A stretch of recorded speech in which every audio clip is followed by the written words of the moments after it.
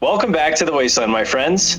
In today's podcast, we're going to be talking about which Fallout main character would win, and then pretty much just going over anything related to Fallout that we fall, into the tangents of, because we love to do that, and that's what this podcast is all about. So without any further hesitation, let's get right into the news. The news is that the Fallout TV show is going to be airing April 12th, 2024, which is this year. So y'all get ready for that. We already have a podcast on that. I recommend you check it out. And then the next news is that TheNeoCypher has created a Patreon. I highly suggest you guys check that out because he does got a special video already out, and it's about the Enclave remnants. Check that out, and it's pretty badass, guys. You would love it. So make sure you check that out. And today joining us is, of course, TheNeoCypher. Always. And with all that out of the way, I think we can get right into it. So have you thought about which character would win in a 1v1 out of every main character in Fallout? I have a little bit, and I want to talk about some of the other aspects first, like the survival. Like, I know we had talked about it earlier, and you had mentioned, like, who would do a better job surviving the desert? I think that context is going to be really important for discussing, like, who would win in a head-to-head fight and at what point in time. Before I start with that, though, I want to say thank you for plugging me and being so nice about, like, my content. It's super heartwarming. Oh, no problem, G. But I'm not kidding, though. That video was pretty dope.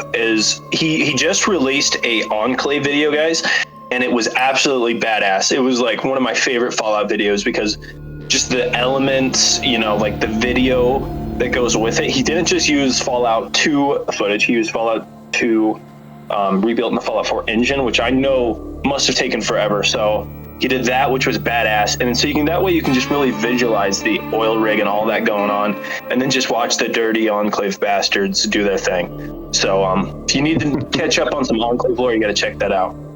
Yep, it's called the Rise and Fall of the Enclave. The dirty bastards in black. One Enclave, so, America.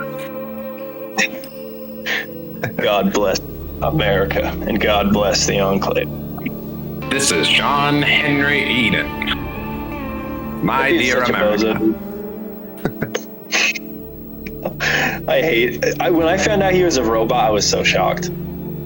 Same. What? Same. What? Well, I also No. played that game when I was like, I don't know. How old was I in 2008? I was 12. Yeah, I played the game when I was like 12. And then I walked into the room and it was a robot, and I was like, I don't know what I was expecting. Why was I expecting some dude in a suit, like the post-apocalypse president? Of course it's a robot. I've been fighting robo-brains this whole game. Yeah, true, exactly. Yeah. I don't know how old I was. I was probably like 15 or 14, because I didn't get an Xbox forever. But yeah, I was shocked, dude. Especially that little flower next to him. I was like, oh, so cute. Dude, it took me like 10 playthroughs before I even realized that there was a far pod next to him. I seen that. I was like, what is this, bro? Right. Okay, so what do you... Protagonist. Yes. The criteria, I kind of wanted to not tell you the criteria because I wanted you to think about it on the spot, kind of like I'm going to.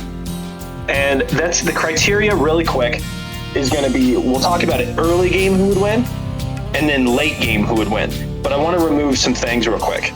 The chosen one would instantly win if we kept the Fallout 2 game guide inside the game. Because you know how you can go to the priest dude inside Reno, I believe, and you can get the book that gives you 99 skills everywhere, 999.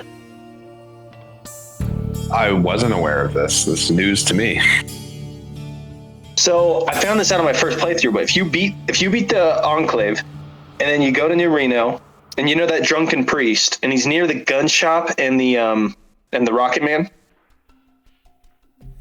If you talk to him, he'll be like, oh my God, you did such a great job. Here's this book. And he'll literally give you a book. And then if you read this, it says Fallout 2 or something like that. Fallout 2 game guide. I can't remember what it's exactly called.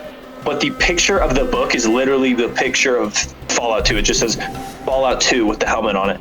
And then the description, when you try to click on it, it said, well, this would have been useful at the beginning of the gosh damn game. And it was just, it literally raises all your stats, every single stat you got, to 999. And then you become an OP god. So I'm not counting that because I doubt that's canon. There's no way that's canon.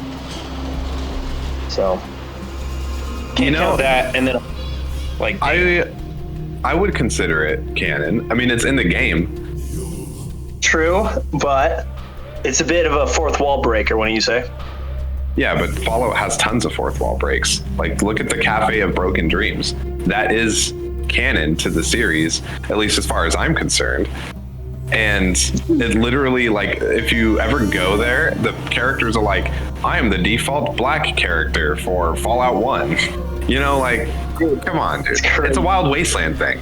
So I guess, actually, I don't know. Because Wild Wasteland is technically not canon, but it's not like Wild Wasteland existed in Fallout 1 and 2. Wild Wasteland just was Fallout 1 and 2, you know?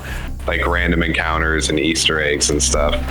So, and I mean, time travel exists. Like, the Chosen One is the reason why the Vault Dweller had to leave Vault 13 to go find a new water chip, because the Chosen One and his dumbass broke the water chip. Exactly, dude. It's literally the craziest Fallout game out of them all. I'd argue Fallout 2 is the craziest game. You get stuck on a bridge, and you have to answer a question for this guy. And literally, he's like, what are the main companions in Fallout 1? Or something like that. And he literally exactly says Fallout 1. And then there's another dialogue option that when you fail, I have a screenshot of this, it's pretty funny. It says, it's like, fuck, I hate this game. That was literally a dialogue option. If you want that. Yeah. That's a Monty Python reference, if I remember right. That's funny. Yeah, I know there's tons of Monty Python references, but I have no clue about Monty Python. Just that holy hand grenade. I seen a video of that. Gotta watch some Monty Python, bro. What are you doing? I do, my G. Okay, so if we're gonna be doing this, right? So you want to count if we count that book, wouldn't you say he just wins automatically? Nope, and I'll explain why in a minute. But let's start at the beginning. So Okay. I think right away the Chosen One and the Courier are in a league of their own compared to the Vault Dweller and the Lone Wanderer at the beginning of the game. Now, I'm assuming we're also talking about the Sole Survivor, but are we talking about what's the dude from 76? Is he just called the 76er? The Pioneer. The Pioneer, okay. Anyone who is coming from a vault is immediately at a disadvantage.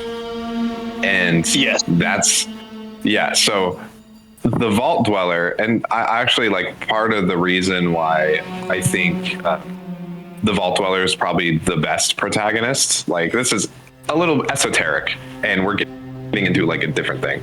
The best in terms of like having a journey from sucking at everything to being like a wasteland god is because of the fact that, as far as we know, he had like no training. I mean, some vaults, they had weapon rooms and they were able to like train combat skills and work out and be healthy, but I don't think Vault 13 really had any of that. I think it was, as far as I can remember, just like a regular vault. And if you go into the vault, they have living rooms and common areas and like computer rooms and stuff, but there's nothing extra. And that might not be fair because it's like a location in Fallout 1 and 2, you know? And they didn't have all of those extra amenities in the vaults back at that time. So I don't know. Yeah. Just because it's not represented in game doesn't mean that they didn't have it, you know? Exactly. But that said, though, the sprite for the is fucking jacked. So maybe they had like a weight room in there or something, and he was like cranking buff out his whole life. Could have been, bro. Have you seen the picture for Albert Cole? Bro looks like a Giga Chad with that jawline. He is Giga Chad. Like, damn, bro. Bro's got the craziest jawline.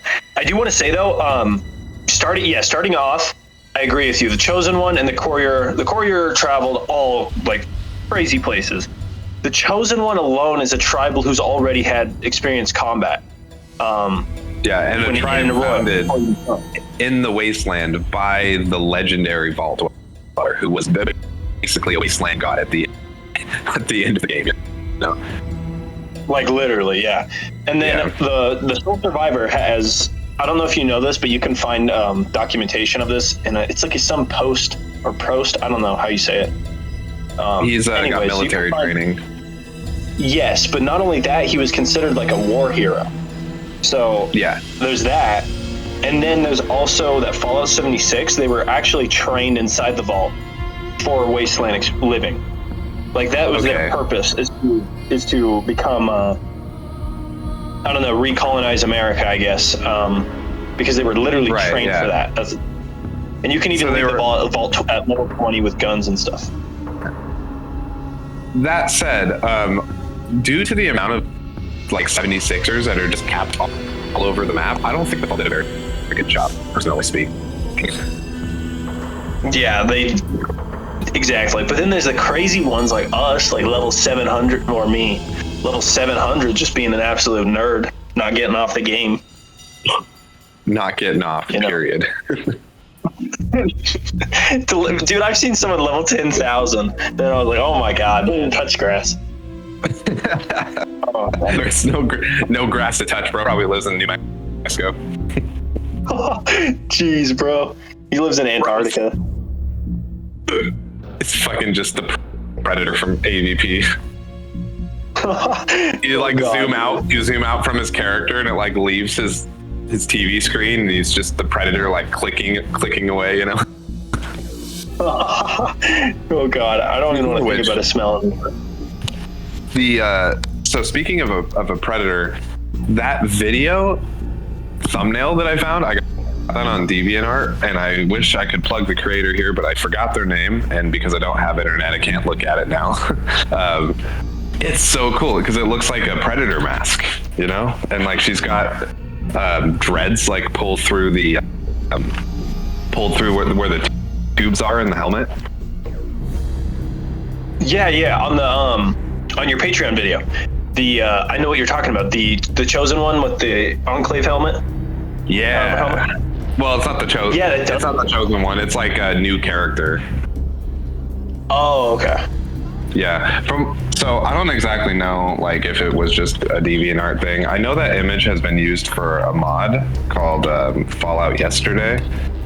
And I can't remember what Fallout Yesterday was. I want to say it was like a recreation of Fallout Van Buren, but it might not be. I was doing a lot of things when I was like looking at Fallout Yesterday. So, but anyway, it's really cool because it's like the Chosen One image, you know, a continuation of the vibe that we really missed when Bethesda took over. Yeah, I kind of got.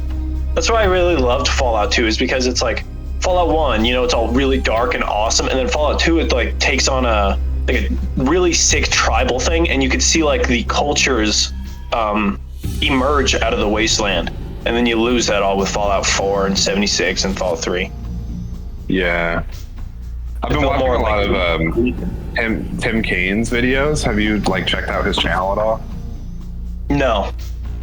So Tim Kane's like the head developer for Fallout 1 and was, I think, the head developer for Fallout 2 as well. And I've been watching his videos about how he writes a world, and it's crazy how many things that are in his games that are like, he blatantly just spells out like how he likes RPGs.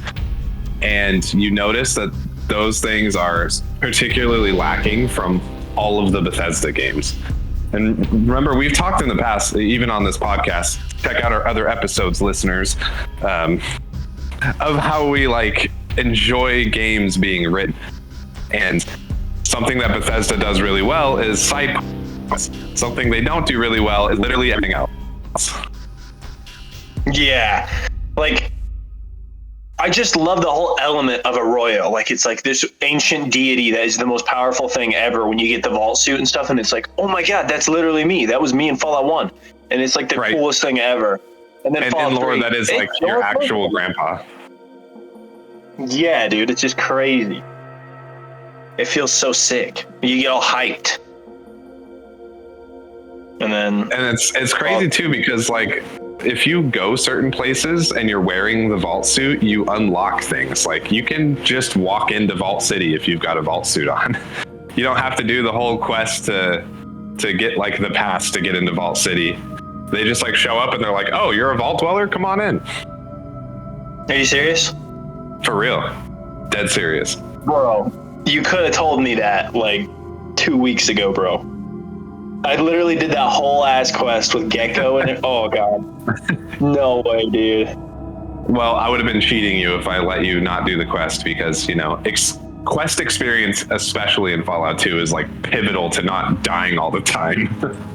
True. Yeah, that's true. I've already beat Fallout 2 once, but this is my second playthrough, and I'm trying to make this one like the funnest. And I chose, what's it called? What's that trash perk? Oh, finesse, dude. That is not a good perk right now, especially early game. How high is your agility? Dude, I don't even know. It's probably like good. So 6, maybe very good. You need like an agility of 8 or 9 to really like make finesse useful. It's those perks. So like they did a really good job of balancing those perks in New Vegas to where you can like, no matter what your build, you still kind of benefit from them. They did a shit job of doing that in Fallout 2. So pretty much the perks are only good if you min-maxed it. So like the bruiser perk is something that I would get all the time because I like having unarmed characters in the early game, since they don't use ammo and I'm almost always surrounded by things, you know? Yeah. So I get the bruiser perk to hit harder and do less critical damage. And it would work really well. Like my hits, instead of doing like 4 damage, they would do like 6 or 7 or 8 even sometimes. And the criticals are not like super useful, right? Because if you do 4 damage normally and you get a critical, like best you can do is like 10, you know? So I'd rather consistently do more damage than have like get super lucky and get like 1 that's double damage. But in order to really like utilize that, you have to have like a super high strength score and really high unarmed score. And even then you can only hit like once per turn because you don't have any points to put into agility, you know? Yeah, dude, it's confusing as hell. It's like you work so hard to make one perk and then it's just like, no, this isn't gonna work. Like I had to focus so hard on raising my my luck and then trying to get every single perk I could get to have a higher critical chance. That way it just makes that trait useful. And so far it's actually worked pretty good. It does a 30% damage reduction on just any damage at all. Or no. I think it does 30% armor. It adds 30% armor to whatever target you try to hit. It's something like that. It's something stupid. So it's even harder. And I only can shoot in the eyes, and then most of the time I'll get a critical. It's like 20% chance right now. So if I can raise that, it'll be dope. Yes, that's like the benefits of specifying your character. I guess, you know, I wasn't being fair when I said they did a shit job at the perks. They did a really good job when it comes to min-maxing a character. If you do an even build, you're fucked.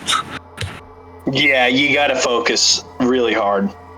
I guess, yeah. But the cool thing about like Fallout 1 and 2 is, at the very least for main story stuff, there's an option to resolve the quest for how you built your character.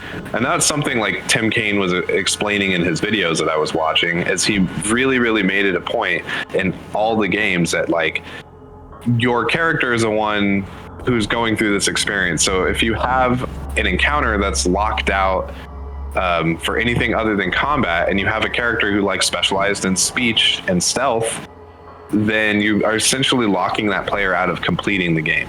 So he purposely put in workarounds for literally everything, like all the main story stuff. And then like side quests, he would have certain side quests like capped at a level, so that way you could show up to it and you could be like, oh well, this requires like a high lockpick, but I don't have any lockpick, so I'll just come back later when I can put some points into lockpick, you know? But because it's a side quest, it doesn't really matter. It's not like locking you out of the experience of Fallout. It's just giving you something to look forward to.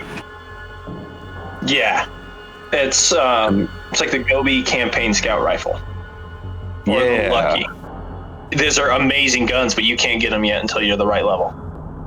Right, or literally literally any of the unique named weapons like the Smitty Special or the Pacienza, because they cost caps, and caps take time to get, unless you do what I do and just do 10 luck and can go to the casinos and get a bunch of high level weapons with all that money at level 1. Dude, I did a really bad thing I regret on one of my saves in New Vegas, and it was where I went to Gamora, and I know that already sounds bad, but no, I went to Gamora and I bought the chips, and I did that like infinite money glitch, and then I bought every single gun in the game. What is the infinite money glitch? Dude, I can't even remember. I know you drop it on the ground, and then you drop like a certain amount, and then you pick it up or something. I can't remember, dude. You can find a video on it, but it's the most confusing thing ever. I would not be able to recreate it because I just can't remember. Oh boy, exploits. I love exploits. Like, damn, I made so much money. But that's why I'm really thankful to have. Good. Sorry, are we even going to count the Initiate, which is I think it's the correct name for the Fallout Brotherhood of Steel Tactics character? Sure. I'm pretty sure Tactics is still in the canon, and even if it's not, I don't care. The only one that I don't consider in the canon is like Brotherhood of Steel. Same here. Fallout Tactics gets a pass. Because it's dope. Yeah, but I haven't played all the way through Tactics. I'm like on level 2, and I got squad wiped because I suck at those kind of games. So I haven't like played through it yet, but we can count. We can count them. Okay, all right, so let's get on track. Yes. So at the beginning of the game, the contest.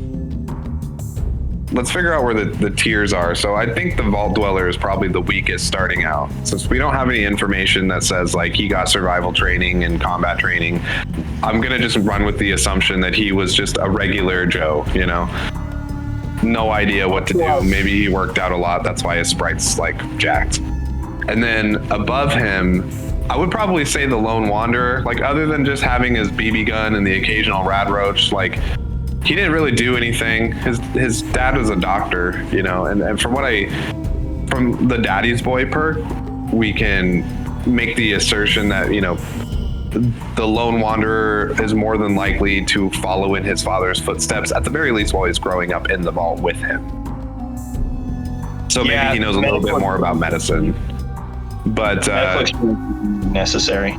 Yeah, but not really any survival experience, not really any guns experience. Maybe if he was like fighting Butch all the time, he might get some unarmed experience. But I would say probably like close in level to the Vault Dweller, if not under the Vault Dweller. But since we do know for sure that the Lone Wanderer had a BB gun and practiced on rad roaches at least once in his life, I think that's more experience than the Vault Dweller. Plus his background in medicine from, his father's side would give him an advantage going into the wastes.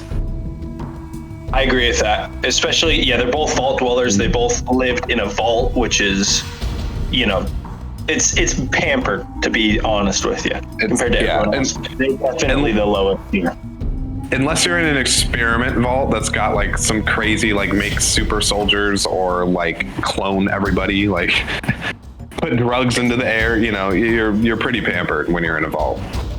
Exactly. Pretty pampered. Just flips to any character getting absolutely murdered. Yes. And then above the Lone Wanderer, I would put the Pioneer, another Vault Dweller, but their whole purpose was rebuilding America, like you said. So they trained in survival, maybe they trained in combat. I'm not really super familiar with 76 lore, as you know, but I did play through the intro at one point in time. So I would this is where I would put them. And right above them, let's see. The question is, who would I put right above them? Are we counting the Initiate still? To be honest, we probably shouldn't, because we both really don't know. I almost beat the game, but that doesn't even really count. It's been forever. I do know that they started off as just a basic, maybe even a tribal, but they were recruited by the Brotherhood of Steel and then trained. So honestly, we probably shouldn't count them because we don't really know them. All right. Well, I'm gonna just put him right here. This is where I would put the initiate. Like your average wastelander is at this level, you know. That's what he seemed like, yeah. And then above them is where this is where it starts getting tough. I would put the chosen one right here, like a step above the average wastelander. Grew up in the wasteland in a tribe, but in relative safety. I mean, the only thing around them really was like some rats, some rad scorpions, and like spore plants, you know. And they had a whole community. From what it looks like, they were hunter gatherers. They trained with spears and used healing powders, and you know, didn't really stray too far away from their village, from what I gather. But the knowledge was taught to them through the vault dweller, so they might have above average survival, for instance. Yeah, and the vault dweller knew how to do a lot of things. Like you can help with Shady Sands with their agriculture and some other stuff. So that would be definitely useful. Yeah. So that's where I'd put starting out the chosen one, and then right above them, let's see who's left in the running here. Soul Survivor. Right above. Ooh. I would probably put the courier right here because we have a like detailed history of what the courier went through, but it just looks like he traveled a lot. Like it didn't seem like he fought in any wars or did a whole lot of interesting things. He was just, you know, running around the wasteland, delivering packages and knocking girls up. And before you all freak out and say, "Oh my God, well he literally traveled forever," there's tons of accounts of people doing that, caravanners and all of that, and those people can be put down with like a 9mm bullet, like so easily. Like I've watched those guys get messed up by the Legion. Which the courier was. He got, you know, captured and shot in the head. That's how the game starts out, you know? Exactly. So don't be saying he's a god right now. We'll get to that later. Right. And then above him is where I would put the Soul Survivor. Easily, hands down, probably the most well-equipped to go into the wasteland because, you know, not only was he... did he serve in the military, but he also saw combat. You know, he was a war hero. There are certain things too, like he can instantly use power armor, which I know the Pioneer can too as well. But like for a long time in the community, it was just assumed that he had power armor training because he was in the military. Now that gets into a whole nother like spiel of like, well, not everyone in the U.S. Army had power armor training, and then blah blah blah. Power armor training was just a perk to balance out Fallout 3 in New Vegas. You didn't need it in Fallout 1 or 2. Yeah, I don't really care. I don't care about that. He can use power armor right off the bat. He knows how to use ballistic firearms. He knows basic, I would say probably advanced combat mechanics and strategy, and is able to maneuver a battlefield without dying clearly. That said, I probably think his survival is like lower though. Anyone who grew up in the wastelands immediately going to have an advantage because they grew up with mutated things, like knowing what food they can eat, what water they can drink, what things are going to rip their face off or be cute and cuddly like a bloatfly, you know? Yeah, definitely. I want to say this real quick. The Pioneer and the Soul Survivor, they can come out cooking anything they want. And Fallout 1, you can't really do that much in the other Fallouts. You can't just straight up go out and go cook things. I know you can with some of them, but with Fallout 4 and 2, you can't cook anything. Exactly. There's no cooking, which sucks. No, I'm just kidding. Yeah.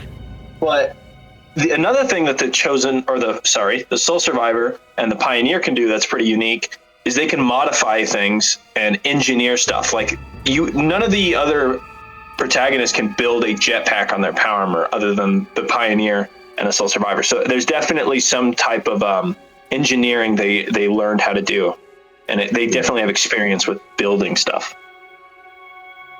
While I want to agree, I don't think I can agree to this necessarily because of the fact that it's like almost strictly a gameplay mechanic. Yeah. And like if you were able to craft in Fallout 1 and 2, I'm sure that you would be able to. And so we can't really measure the other characters by this metric super well since they just don't exist in game, you know? Yeah. It's a different engine.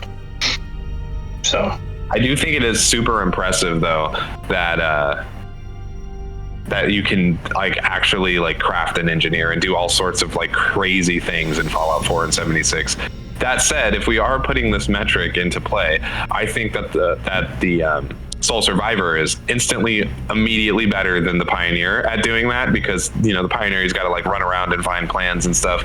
Sole Survivor, through the ability to pick perks, just kind of figures it out. Yeah, he like gets a little brain power and looks at an alien plasma rifle and he's like, man, I think I could put a compensator on this thing. Bro just likes to modify. Yeah, he is the mod. He's the master, bro, when it comes to modifying stuff. He turns anything into a freaking new project. Right. Bro like walks into a city and he's like, hey, what would be cool if you had like 35 generators and 60 sleeping bags. Boom, and then he's done. Like, no other protagonist can claim to do that. What an absolute Chad. Total Chad. Another thing I wanted to say is we're only counting the players. We're not counting, I know you probably weren't thinking of this, but we're not counting factions. We're not counting companions. We're not doing that because I've seen some people do that and it just kind of throws off the scales. So we're not doing that for this. There are so many factors. So I think in like a one-to-one combat at where they are at the beginning of the game, I think the Sole Survivor can clap all of the previously mentioned people at the same time. Yes, because he's literally gotten trained with all kinds of firearms in the military. Yeah. He can step in the power armor. He can wield a minigun right off the bat. And even in Fallout 76, it's a little rougher to start off compared to Fallout 4. Right, and I don't know if they still have the mechanics in newer games. I don't remember them, so maybe they don't. But like in the older games, if you had a stat that didn't meet weapon requirements or armor requirements, you could still use it, but it would just be dog shit awful. Like if you don't have enough strength to wield a plasma caster, which is a strength of 8, if I remember, you just miss all the goddamn time. Like you could be right next to someone and you have like a negative 11% chance to hit. Yeah, bro, it was awful. Fallout 76 does have a level cap though with items, so they have to, it's like a replacement for the skills tab, I'm assuming, because you have to actually get experience with items before you can move on to the next. While the Sole Survivor can just pick up a minigun and just start spraying. So right. I agree with you in this group. Sole Survivor would win. All right, now let's talk mid-game. So we need to establish where each mid-game point is. And I have a few ideas if you want to hear that, and maybe we can kind of narrow it down afterwards. Yeah. Okay. Would you say Fallout 1 mid-game would be just destroyed one of the bases? Because you can destroy the Cathedral or the Master. Would that be mid-game, or would that be like late game? Fallout 1 mid-game is after you deliver the water chip.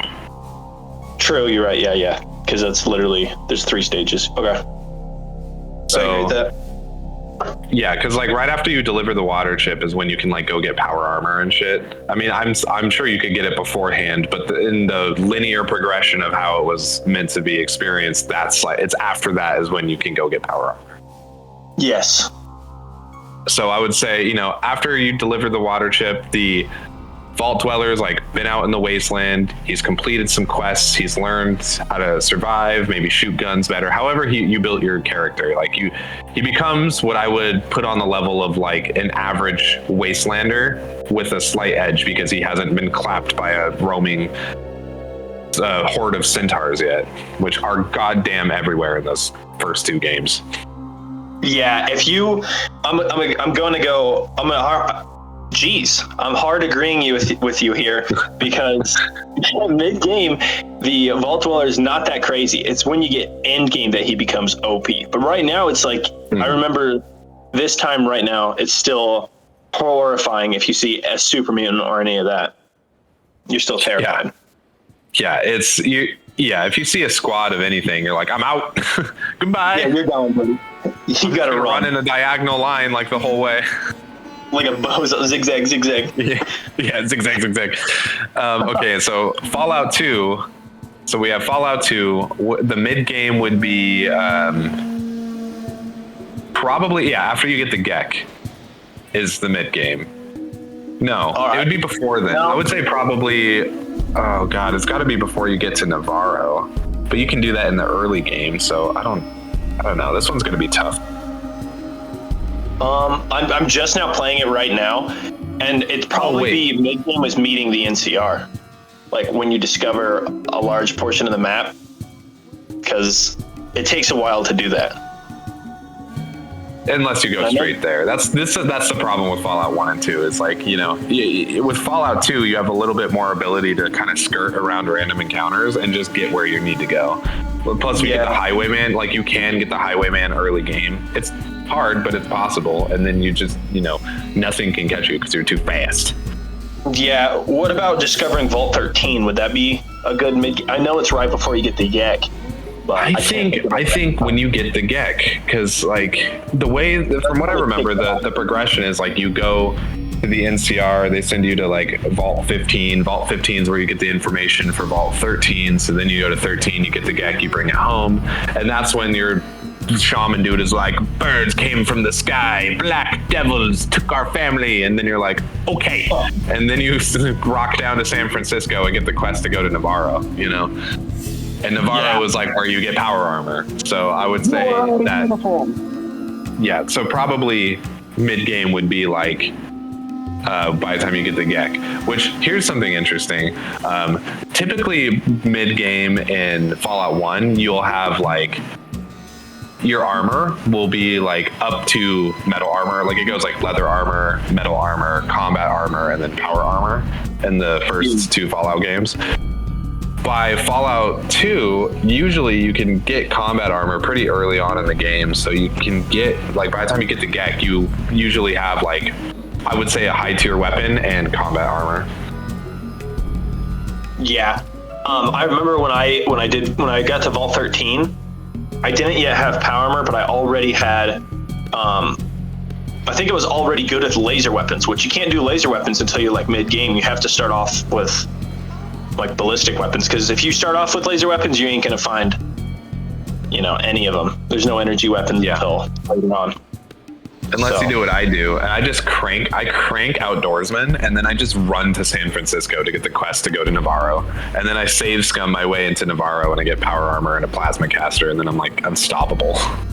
Damn. Yeah. Well, if you do that, then you're just, you know, based. So yeah, that based god. So exactly. I would say a mid-game level Chosen One, it's pretty OP already. I think, you know, even without a squad, like you can handle quite a lot at that point. You could, I would say, like, you still struggle with super mutants.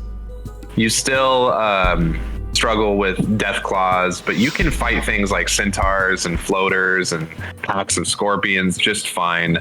Enclave just wipes the floor with you if you run into them, so just don't do that. And but yeah, it's pretty easy at that point in time to defeat like all of the cons in Vault 15.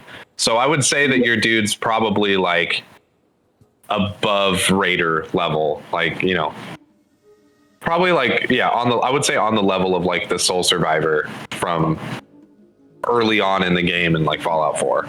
Like you've learned enough to survive in the wasteland, to skirt around encounters, but also enough to clap anything that runs in your way. You're well armed, you're well armored, you're keen and aware. And I'd say that's pretty good chances there. Yes. Fallout 3. So he's already, you know, Chosen One's already above Vault Dweller for all those listening. Yeah. Fallout 3. What's mid-game Fallout 3? Is it finding your dad? I would say so.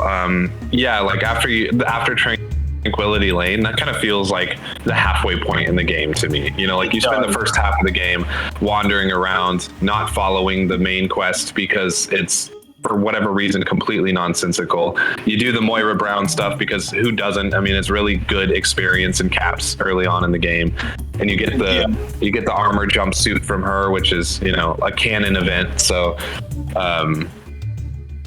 and then you eventually find your dad in Tranquility Lane. You do the only sane thing, which is to torture everyone for like 10 hours and then activate the Chinese invasion. Yes, I felt so bad bullying the little kid, dude. That was so bad. Okay, so he's not looking too good, I'm not gonna lie. The lone, by that point in time in the game, you typically have you can't use power armor because you haven't got power armor training yet. But you unless you rush Anchorage like I did. Yeah, I would just say we're not going to count DLCs for this, and maybe we should do a bonus round where we talk about like post DLCs. You know, let's do DLCs, but we'll count it later. For sake of argument, we won't do DLCs, but I definitely want to do this with DLCs. So for this, we won't do DLCs, but then we will. Absolutely. So at that point in time in the game, you can get like as high as combat armor, which is not as good as Fallout 2 combat armor when we're scaling things. Well, let's just be real. Combat armor in Fallout 3 is glorified metal armor, you know? Yeah, it's just metal armor. It's just slightly better, and metal armor is goddamn dog shit. Like, it might as well be leather armor. It's not good at all. Yeah. So, but you can get as high as combat armor. I think it's fair to say that at this point in time in the game, most people would be rocking with the armored vault suit, which is not bad by any means, but it's like on par with combat armor, maybe a little bit less than combat armor. Yeah. Are we putting Lone Wanderer with Vault Dweller? Like same level, probably, because they just both feel basic. I'm not gonna lie. Yeah, I would say so. I want to give the edge to the Vault Dweller, but I want to explain why first. Yeah, so do that. Other than that, so arms, like guns, are notoriously hard to find consistent ammo for in Fallout 3, and they break super fast. So while you do get access to early guns like the Chinese assault rifle, and you might be like putting all your points into small guns so you can just absolutely rank that, you can't use it for very long, because like in the early game it's hard to find 5.56, you know, and then your gun breaks all the time. I'd say the normal assault rifle is probably more reliable because they're around more often, but my whole point is that the guns aren't great at this point in time in the game. Like, you're still struggling to fight super mutants, you know. Yeah, and even if we counted the guns to make it as not a gameplay mechanic, even if we did just count the guns as, let's say they don't break, so that way it's fair for the Vault Dweller and stuff to be compared, you're still getting clapped by mutants at this point. There's still a hostile threat. It's pretty tough. And I mean, granted, if we draw the parallel, like even the Vault Dweller from Fallout 1 is getting clapped by mutants where they're at. Everyone's still getting clapped by mutants at this point. Yes. But the mutants in Fallout 1 and 2 are a totally different ballgame than the mutants in Fallout 3 and New Vegas. Those are like mid-tier enemies in Fallout 3 and New Vegas, where they are like in-game enemies in Fallout 1 and 2, you know? Yeah. So that's an important distinction to make. Lore-wise, it's because the mutants were fabricated by the Master in Fallout 1 and 2, and were much more superior beings, as well as being more intelligent, you know, actually, I'd say somewhat trained, while the ones in Fallout 4 and Fallout 3 and 76 are just dumbasses. Dum-dums. So, big dum-dums, yeah, exactly. We no work for you no more. Dum-dum revolt. They're so dumb, but they're still powerful. They're still like good endurance. Like, damn. Yeah, I mean, they're mutants, bro. They're like Hulks. For real. Like Hulks that you can kill. Actually, I don't know if you saw like the clips in my Rise and Fall of the Enclave video, but when I was like talking about them turning into mutants, I actually put clips from the various Hulk movies in there, and I think it was like pretty good and pretty seamless. When he's transforming, that's how I'd imagine it with the FEV, to be honest. Yeah, so. I mean, I think it happens slower than that by a significant margin, but I mean, it's not a stretch to think that it could happen that fast. Like, you see it in the cinematic from the dude getting dipped into the vat, like he sticks his hand up and it immediately starts widening and turning green. Yeah. So I think you're right. It actually probably does happen pretty fast. And it probably varies because FEV is such a damn. Yeah, the Master's FEV, it's just chef's kiss. Delicious. So Fallout New Vegas, you take the reins on Fallout New Vegas, and I'll cover Fallout 4 and I'll ask for Fallout 4 and 6. But you are like the sole proprietor in telling me what is the mid game for Fallout New Vegas? So the mid game for Fallout New Vegas is after you clap Benny or deal with him at the Tops Casino, because you could not clap him and you could also clap his cheeks, or the other way around. So there's lots of different ways to deal with Benny, right? Some more pleasurable than others, giggity. But I would say that the main point is after you leave the Tops, that's when everything starts happening. Like Vulpus and Colta approaches you and he's like, the mighty Caesar sees you, here is his mark, blah, blah, blah. And then whether you go to house first or like before you clap Benny or after you clap Benny, there will be the NCR ambassador who will be like, Crocker wants to see you, blah, blah, blah. And that kind of like initiates the end game where you have to like pick a faction, you know? So at this point in time, if we follow the traditional path, you know, you got to go all the way down like around Prim, and you encounter the Legion, and you like typically you fight the ants outside the Mojave outpost, and you like, you know, cross over into Novak, and most people like they do the Repcon quest, and then they, you know, have to keep just like pushing north, right? There's not a lot north of Novak to really garner experience for the courier, but usually by the time you get there, you're a step above the average wasteland person, you know, because like while everything's optional, so like this is the tough part with New Vegas, because it's a Fallout 3, but it's written like Fallout 1 and 2, so pretty much everything is optional. Like I get to Vegas most times at level 1, because I know the game well enough that I can just fly there, right? So, and not a lot of there's like raiders along the road, but that's really the only combat experience you get. So, this is tough, actually. I want to say real quick though, the reason that the Savior wants to see you, or the reason that the NCR wants to see you, is because you've already made a name for yourself. You're already kind of a badass. Your actions after getting shot in the head make you like a local legend, you know? And so like no matter what you do, whether you pacifist run or you kill everything run, and when Caesar invites you to his camp, the first thing he says is like, so I finally get to meet the courier who I am embarrassed that I don't remember this verbatim. I thought you're the Legion guy. Yeah, who's like, so he says like, finally get to meet the courier who's done so much in so little time. And then he kind of lists all your exploits. But if you don't have any exploits, he will always say like, a man shoots you in the head and you crack him across the breadth of the Mojave. You walk into the lucky 38, like someone left you a key under the doormat. You we'll say confront because this kind of changes based on what you do. You confront the head of the chairman in his own casino and get away with it. He's like, you're a resourceful man. So that's basically all we have to go on though, is like, for sure the courier is resourceful and obsessed maybe a little bit. I would say, you know, this is going to be a little controversial, but I think I'm going to put him under the Vault Dweller. I don't think that there's anything that says that by the midpoint time in the game, the courier is a badass. Because like it's so optional. Like you can walk there and talk your way out of everything and like not survive because you're on a main road by tons of settlements, right? And not fight anyone. All the fighting is optional.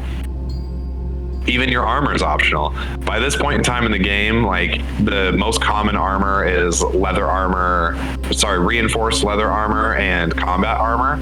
But you typically won't run into combat armor until you start doing like the post-game stuff.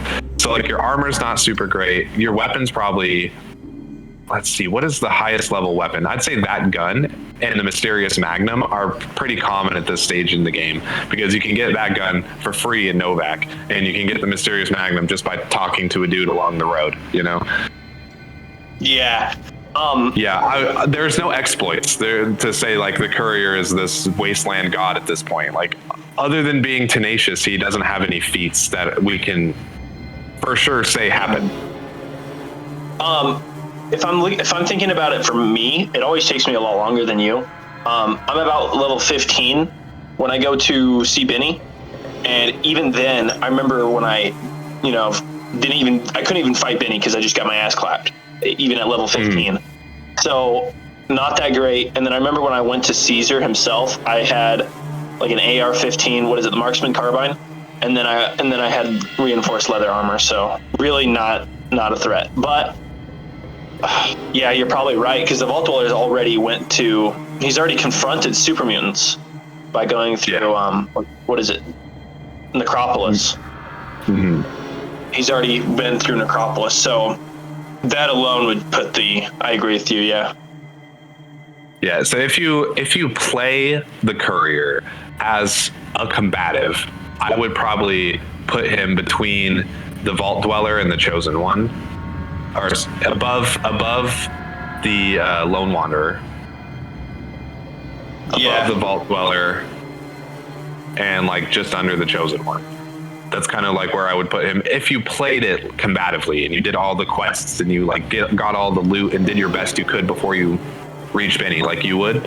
But if you don't do any of those things, he for sure is under the Vault Dweller. He's still a glorified mailman with a chip on his shoulder, you know. But this absolutely does change by the end of the game.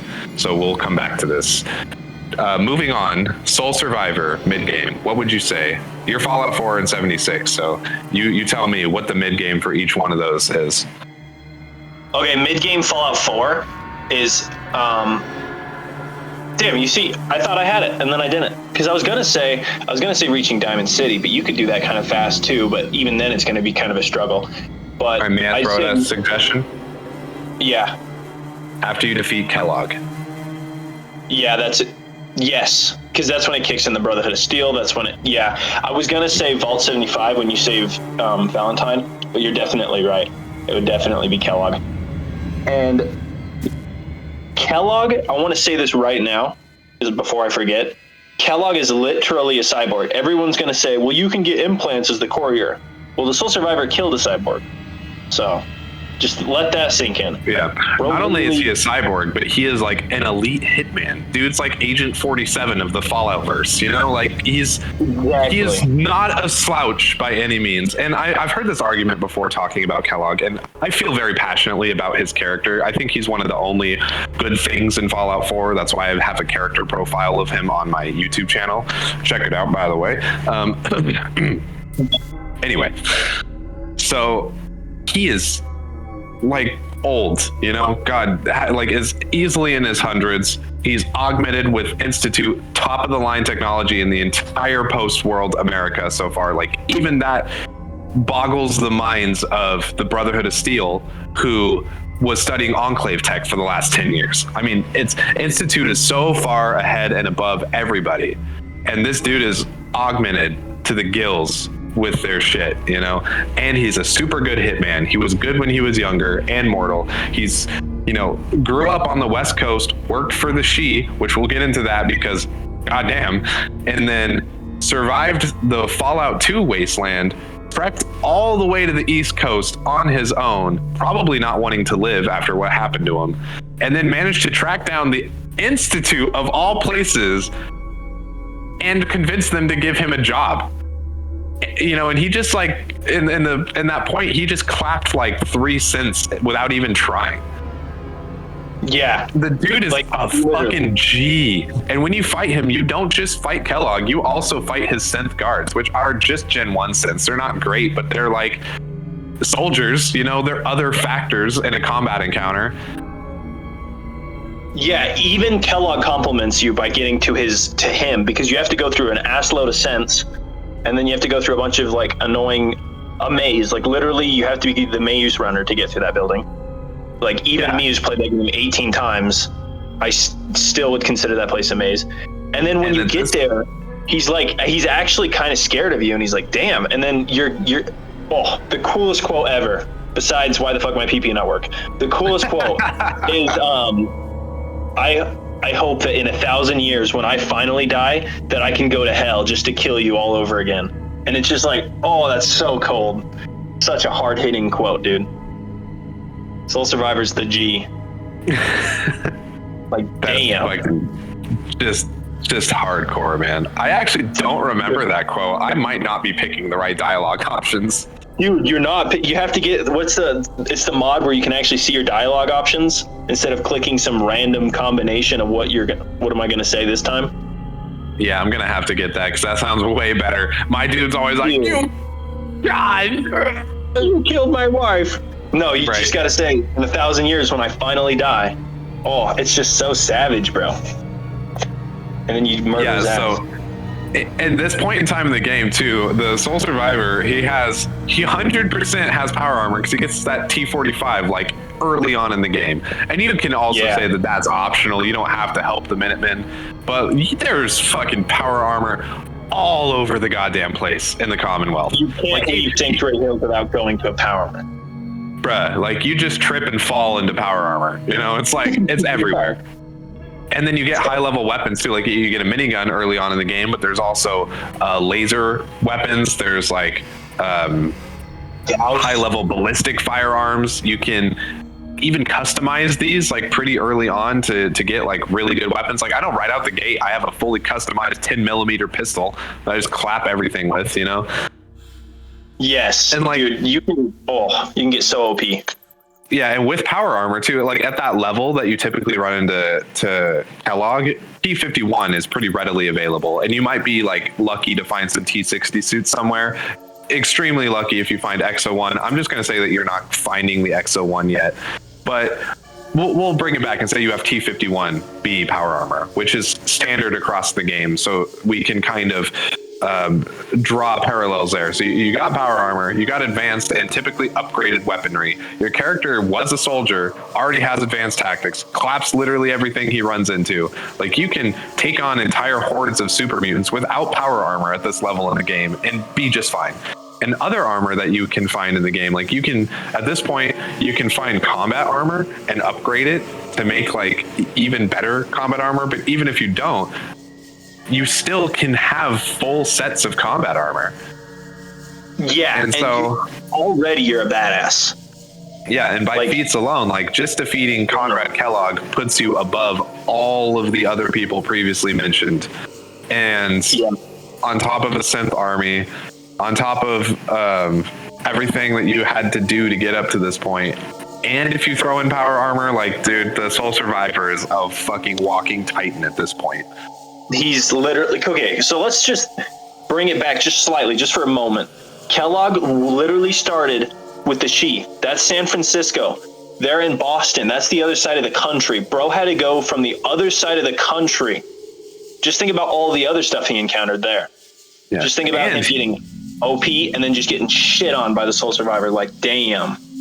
And he did it alone, which is another thing. Like, plenty of people have made the expedition. Like in 76, the Brotherhood did, and they lost like half their fucking chapter. You know? Yeah, exactly. Like, so Kellogg's an OP monster, and then gets destroyed by an angry dad.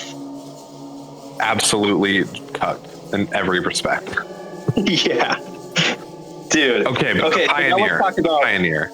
Yeah. What is the mid-game point for 76? Because 76 being an MMO is a little bit different than like what we've been talking about.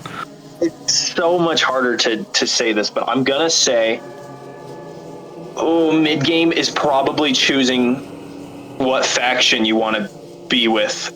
Because story-wise, that's like the end of the game, right? But the thing about Fallout 76 is it's not like Fallout 4 and all of the others. It's not like a story-driven game. It's an MMO. It's about getting better and then talking with other people and playing with other people. So I'd say mid-game is either developing the Scorched Plague, which is right before you choose a faction. That's story-wise.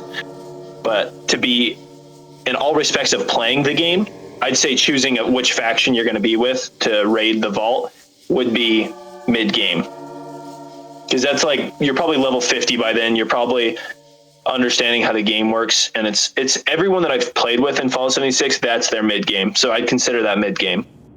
Okay, which if you're level 50 by this point, we now have a very interesting battle between the Pioneer and the Sole Survivor, because at level 50, I'm pretty sure that's where most weapons cap. So they're like, we'll say that they are their in-lore strength at that point, you know?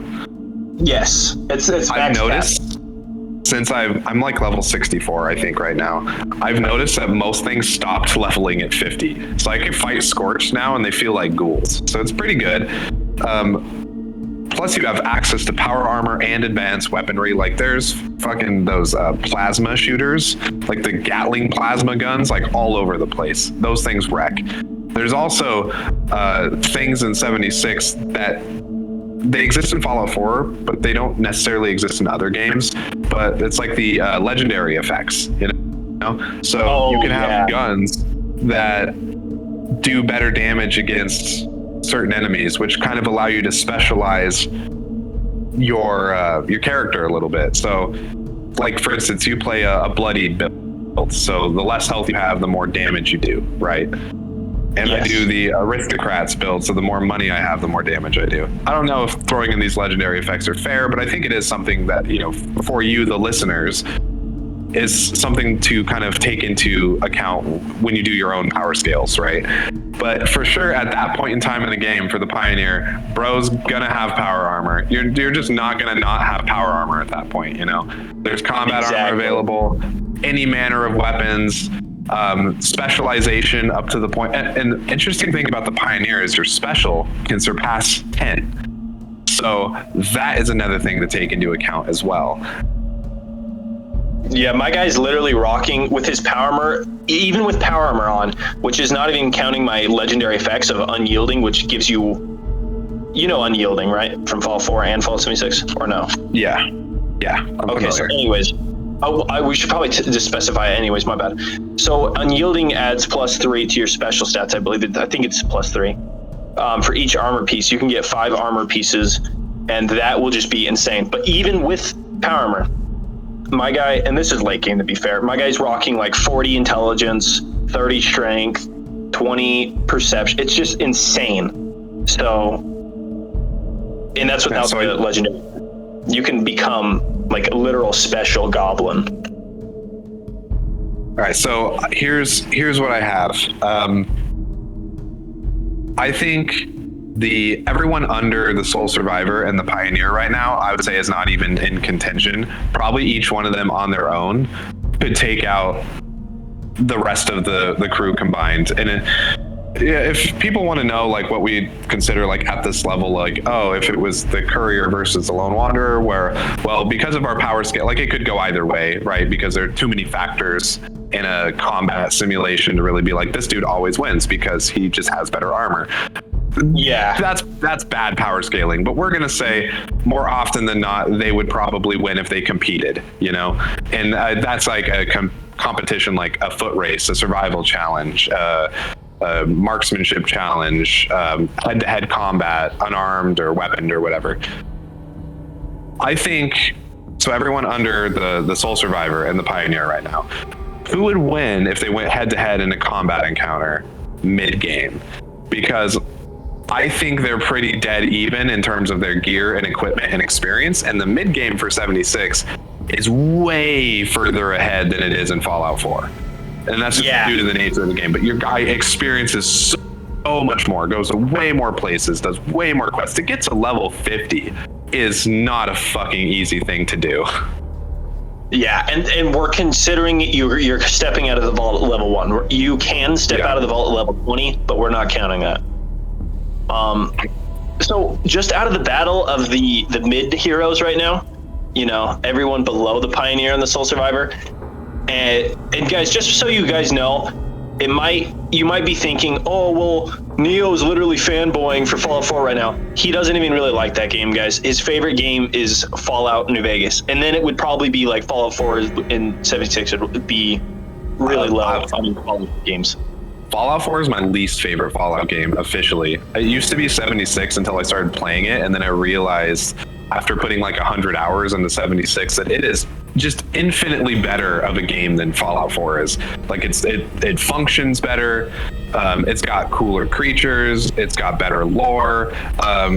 Caveat: they did a lot of shit with the lore in 76 that just pisses me off, specifically centering around the Brotherhood of Steel. But they do it in a decent way. You know, I will say that if you play the quest, even though it retcons a bunch of shit and it's kind of dumb, it's at the same time, it's not like, it makes sense. It's not they could have unbelievable. just wrote it. Yeah, they could have just wrote it to like not make any sense at all, but it makes sense. And if you combine it kind of like with the other Bethesda titles, it has a good running narrative. And I do say the writers try to do at least a decent job of tying it back to the earlier Fallout lore. Does it retcon stuff? Yeah. Is it annoying? Yeah. Do I like it? No. But as a game, 76 I think is just better. Now, Fallout 4 is my least favorite entirely. I just don't like it at all. Trying to be as fair as I can in my assessments here. So just hear him out when he's saying that. Like, I'm surprised right now, but I definitely. We're talking about he's killing Kellogg. Like that alone is insane. So. Yeah. Can the Pioneer? Does he have any feats like that? Is there anyone that he fights, or any like?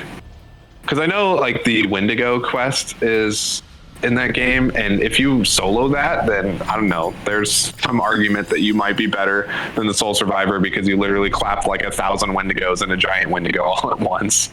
Yeah, well, I don't think you can solo it, and there's people that are insane that have soloed it in 17 seconds, right? But those are like people who are sweaty. Very sweaty. The sweatiest even. Yeah, we're talking about normal people, and in like, I'm assuming canon, right? The Pioneers are actually like a force that work with each other. So, and we're only choosing one Pioneer, right? We're just choosing them, and then we're acting as if they're the main character, which that's kind of how 76 works, and then it kind of doesn't. So it's confusing to say the least. But I would count that as later game, as end game, because it would be a struggle for me to do that at 700. I'd have to redo a lot of stuff. So I wouldn't consider that mid game yet. Okay.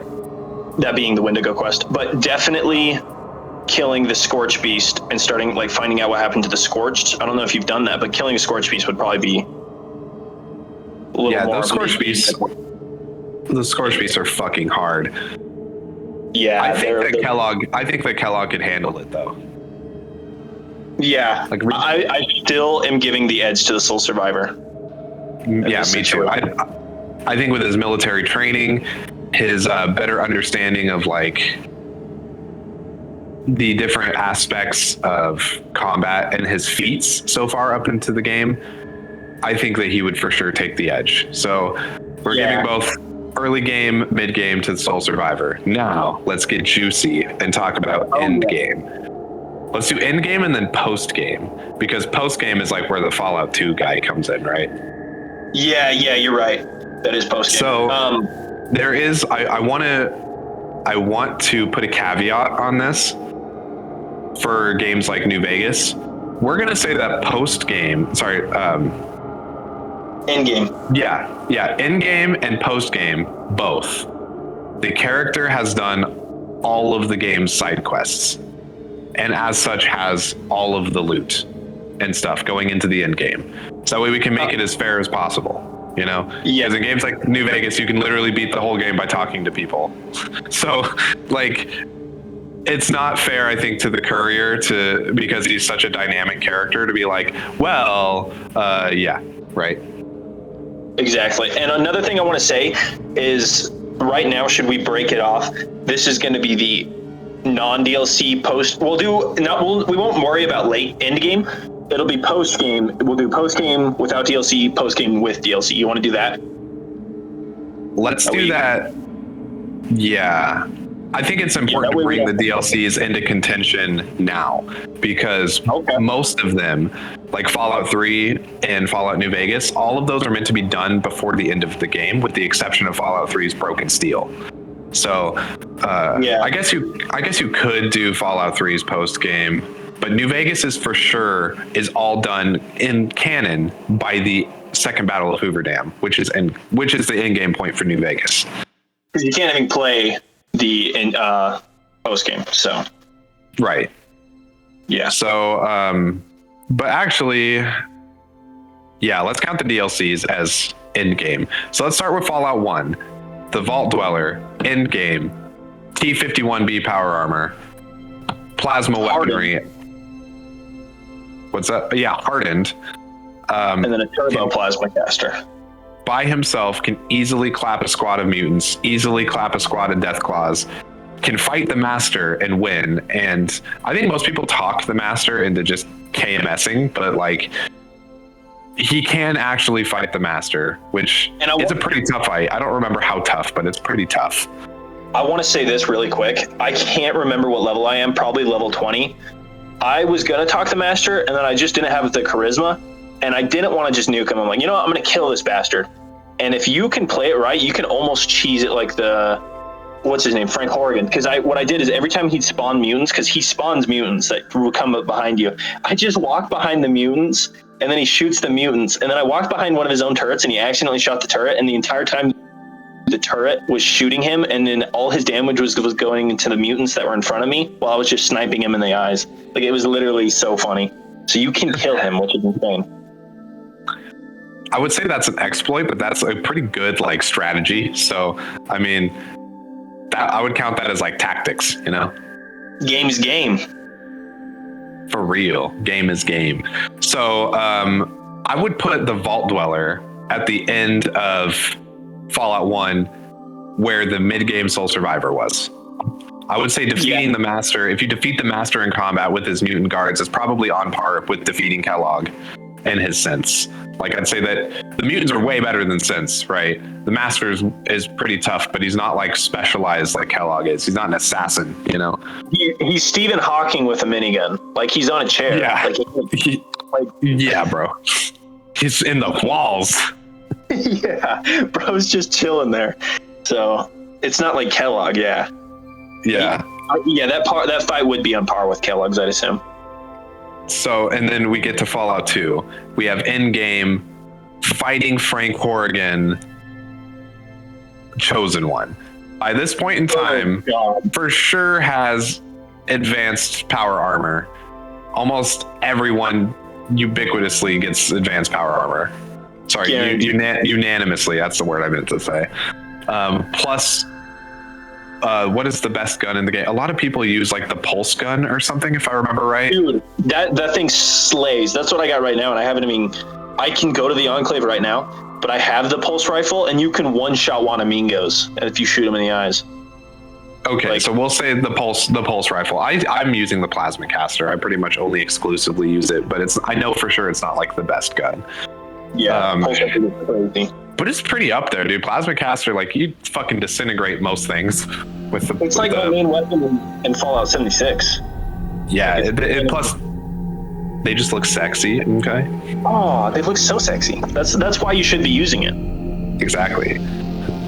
Okay, so advanced power armor is better than T-51. Pulse gun is better than anything in Fallout 1. I don't know what actually, I think it might be in Fallout 1. I'm not sure. Yeah, I don't think. We'll say the weapon is equivalent, though. Actually, would hardened T-51B be better than advanced power armor? In the lore, I don't know if it would be. I'm gonna put them on par. I would say that because advanced power armor is like significantly better in lore than the T-51B. But if you harden the T-51B, then I think it would be pretty on par with advanced power armor. Yeah, and I want to say this really quick because I'm a huge fanboy. For those who don't know, I'm a fanboy of T-51. I want to say in lore really quick, it was insane. It was probably better than the T-60 power armor, and it is better than the T-60 power armor in Fallout 76, other than radiation resistance. But the thing with militaries, and this is how you'd assume that Fallout would work, is just because something is better doesn't mean the military is going to use it. You want something that can be mass-produced while still keeping up with quality.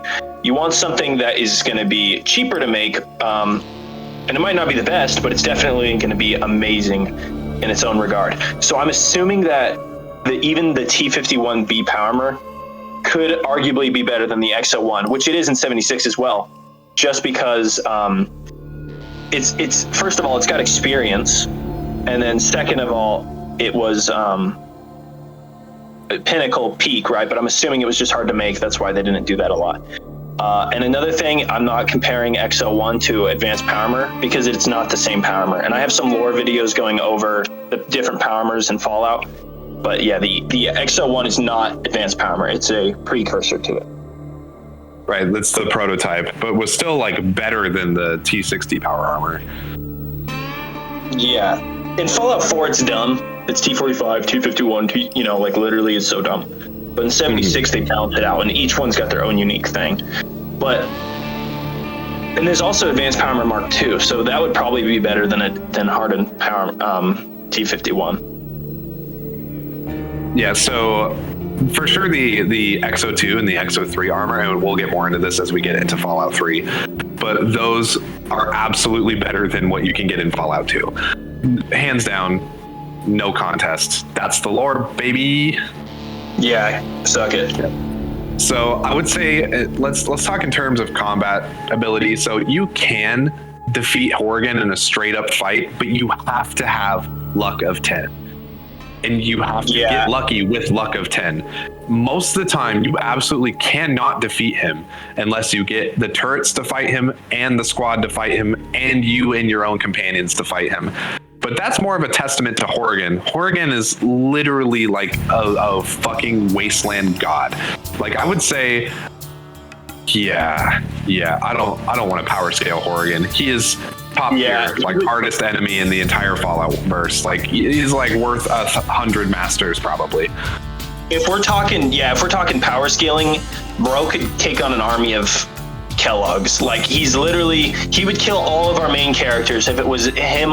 If it was a 1v1 fair fight, no question.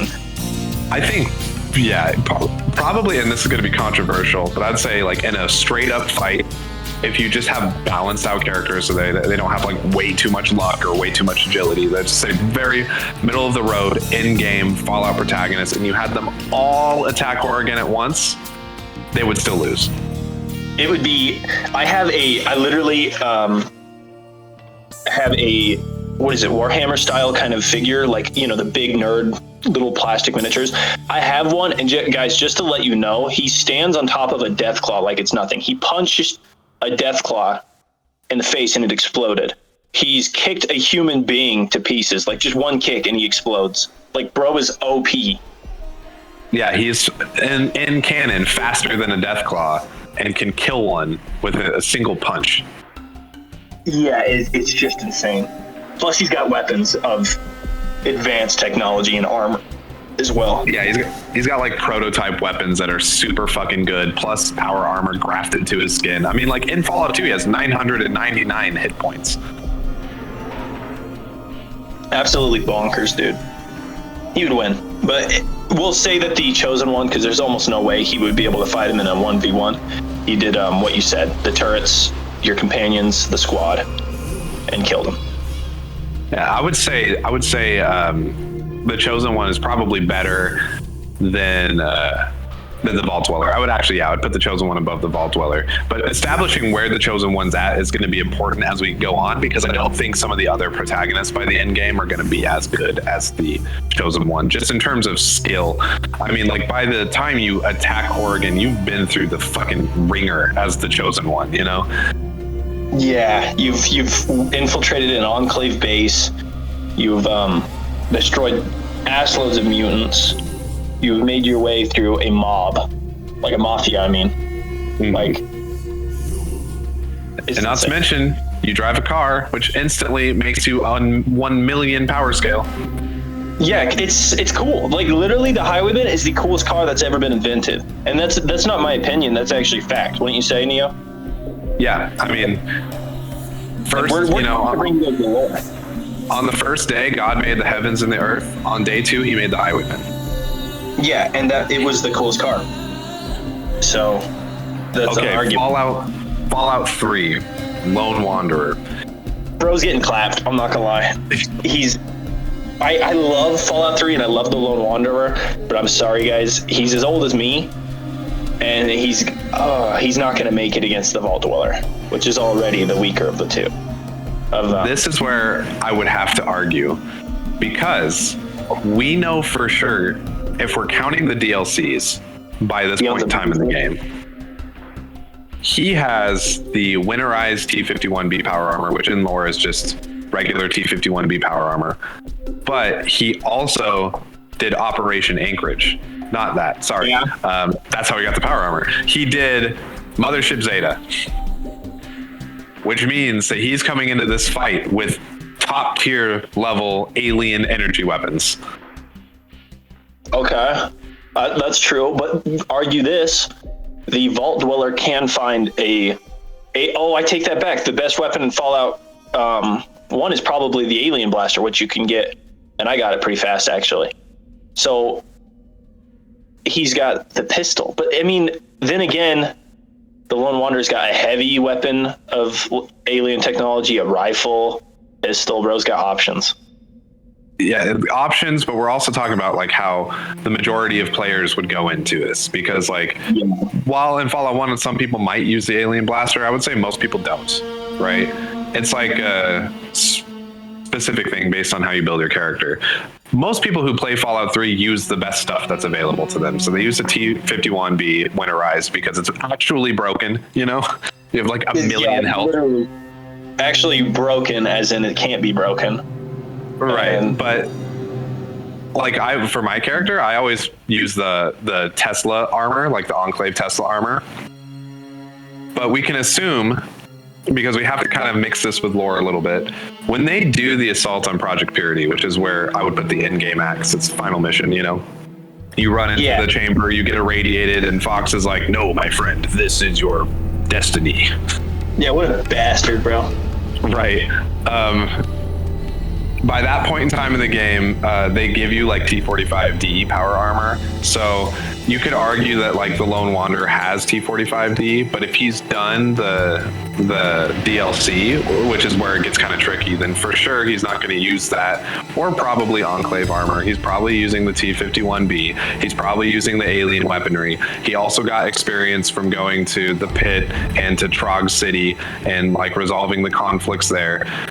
Did Fallout 3 have any other DLCs besides those 4 and Broken Steel? I don't think so. Point Lookout, where he got a part of his brain removed, but didn't it end up benefiting him? I didn't play Point Lookout. I know. I'm terrible. Oh. Yeah. Damn, bro. Okay. I know the lore behind it because I'm a lore guy, so I got to learn all the lore. But I don't like Fallout 3 enough to play all of the DLCs. It's on my list, but it's like, fuck, it's such a slog to get through for me, you know? Yeah, it definitely can be. Point Lookout is kind of scary, but yeah, Point Lookout. If he could survive that, there's a bunch of redneck hillbillies that are absolutely OP. Oh wait, no, that's the one I played. It's the Pit that I haven't played. What you bro? The Pit is immeasurably better. That's the best. I know. You don't gotta tell me. It's, as I said, on my list. Okay, bro. Okay, you got to do the Pit because that one's my favorite. Or at least one of them. So the Lone Wanderer has gone through all of these trials, tribulations, had these experiences, has advanced power armor now with the winterized T-51B, has the alien weaponry, is fighting. So yeah, I don't know, man. I would put him above the Vault Dweller at this point because he just has more experience than the Vault Dweller, and they have similar origins, similar setups. Yeah, but another crazy thing is that he infiltrated a vault. What is it, Vault 87, with all the super mutants? Yeah, he did, and there's no way to like just walk through that vault unless you got a stealth boy on. So I would say it's probably likely that he fought his way through that vault, which is equivalent of the Vault Dweller going through Mariposa almost, not quite. Actually, I would say going through Mariposa is way more impressive. It is. That's what, you're still having to fight an assload. Well, the Mariposa ones, they got missile launchers and miniguns. So yeah, it's. But I mean, I would personally rank the Lone Wanderer here between the Vault Dweller and the Chosen One. I think he slightly edges out the Vault Dweller, but still gets like edged out by the Chosen One.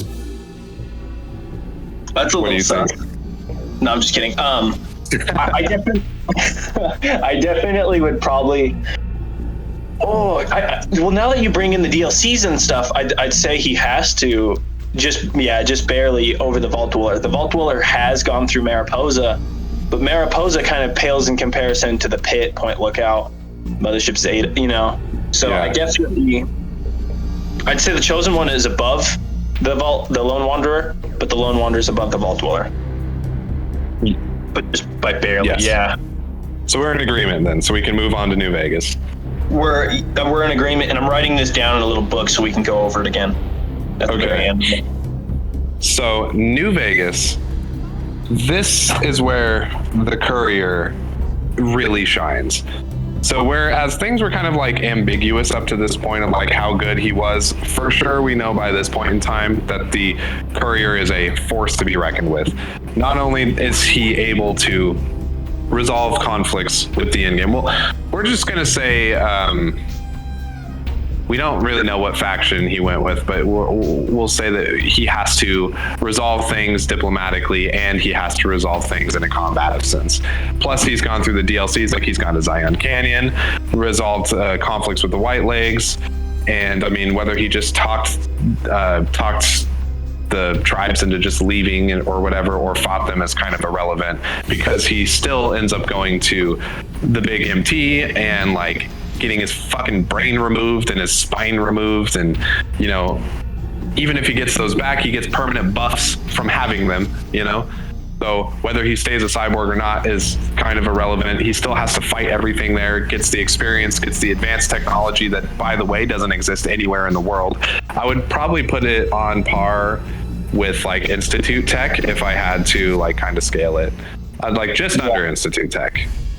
And then after that, he goes to the Sierra Madre, survives the Cloud and the Cloud people, which is my nightmare. Yeah, the Sierra Madre, oh my god, on its own, that just makes that's like a whole story on its own. Like, that alone is insane that he can survive that. Exactly. And then after that, he then survives what is the worst place to be in the entire wasteland, which is Lonesome Road. That place swarming with tunnelers, Deathclaws, and marked men. Marked men, which are like the Scorched, if the Scorched were super mutants. They're so goddamn tough. Holy hell. And they're all soldiers. That's the thing. Like, the Scorched, for the most part, were like regular people. The marked men are ghouls that are insanely pissed off, and they were soldiers. Legionaries, which are some of the toughest soldiers in the entire wasteland. NCR, which is a well-trained army.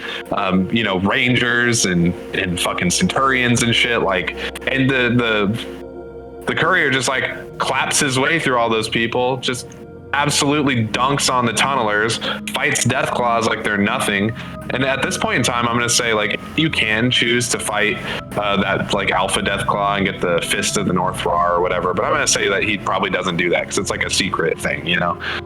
Yeah. But then he gets to the main boss fight with Ulysses, and it's kind of like we don't really know what happened with Ulysses. I'm going to say that it's more likely that the Courier knocked Ulysses down, but it's a really tough speech check. No, actually, I take it back. He definitely had to fight Ulysses in some way, you know? Which then, you know, regardless of whether he fights him or not, he still fights off a horde of fucking marked men at the end. Yeah, and I just got to say this really quick. The Lonesome Road DLC is probably my favorite DLC I've ever played in my life, and that's of any game or anything. And the story alone is so amazing. But let's say that he doesn't fight Ulysses, right? Because they're both couriers. I'm sure they could probably find some common ground. And it's just cool to have Ulysses alive, because at the end he just looks over the Lonesome Road and you can talk to him, and it's just so cool. But even if he doesn't, he can literally choose to nuke places, which I know that the Pioneer can literally nuke whenever they want. But let's say that he stops a nuclear warhead from going. But when he leaves the Divide, you remember, I'm assuming you remember this, literally all the tunnelers, the Deathclaws, the marked men, they all are literally scared of him. They all avoid him while he walks back. Yeah, they like literally stand to the side and fucking watch him as he just walks out of that place. They're like, that dude clapped my entire family. Better not fuck with him. Don't mess with this guy. He's insane. So that alone just puts him at another league. Dude, like, bro's cranked. He's literally wrecked. Yeah, and then like if you talk about the stuff he does in the wasteland, like if all side quests are completed, that means that, you know, he resolved things at Jacobstown, Black Mountain, did the Helios 1 thing. I want to say that Oh man, I really want to give him Archimedes, but I think it's probably more likely that he didn't do that. Yeah, fuck it, we ball. He activated Archimedes and has that fucking satellite gun. Just orbital strike. And that only works in the Mojave, right? Yeah, from what I gather. Because I think it has to be in proximity to Helios 1. But then, he also, at that point in time, as you're progressing through the story, has to fight off squads of assassins, because whether you side with the NCR or Mr. House or Yes Man, the Legion sends assassins after you, which are like all individual Kellogg's. Not really, but yeah, whatever. I'm joking. And if you side with the Legion, then the NCR sends Rangers, including some veteran Rangers after you, and sometimes salvaged power armored troopers, which are not as good as like real power armored units would be, but still tough to defeat, and they carry heavy weaponry, and all around like you're fighting off assassins the whole time. So man, I would probably I'm gonna put the courier like way ahead and above everyone below him so far. So you'd say you put him over the Chosen One? Yeah. And at this point in time in the game, like if you did all the side quests, then you did all the companion quests. So you have access to advanced power armor. You have access to advanced weaponry, like including the stuff you can get from the Van Graffs, or like the anti-material rifle, which is, the strongest weapon in the Fallout games. So it's kind of like, where would you put him? Because I would put him in either, I think it's pretty common in the community that he's in the elite riot gear. That's like in game, like what he uses, and he uses an anti-material rifle. Just because it looks good.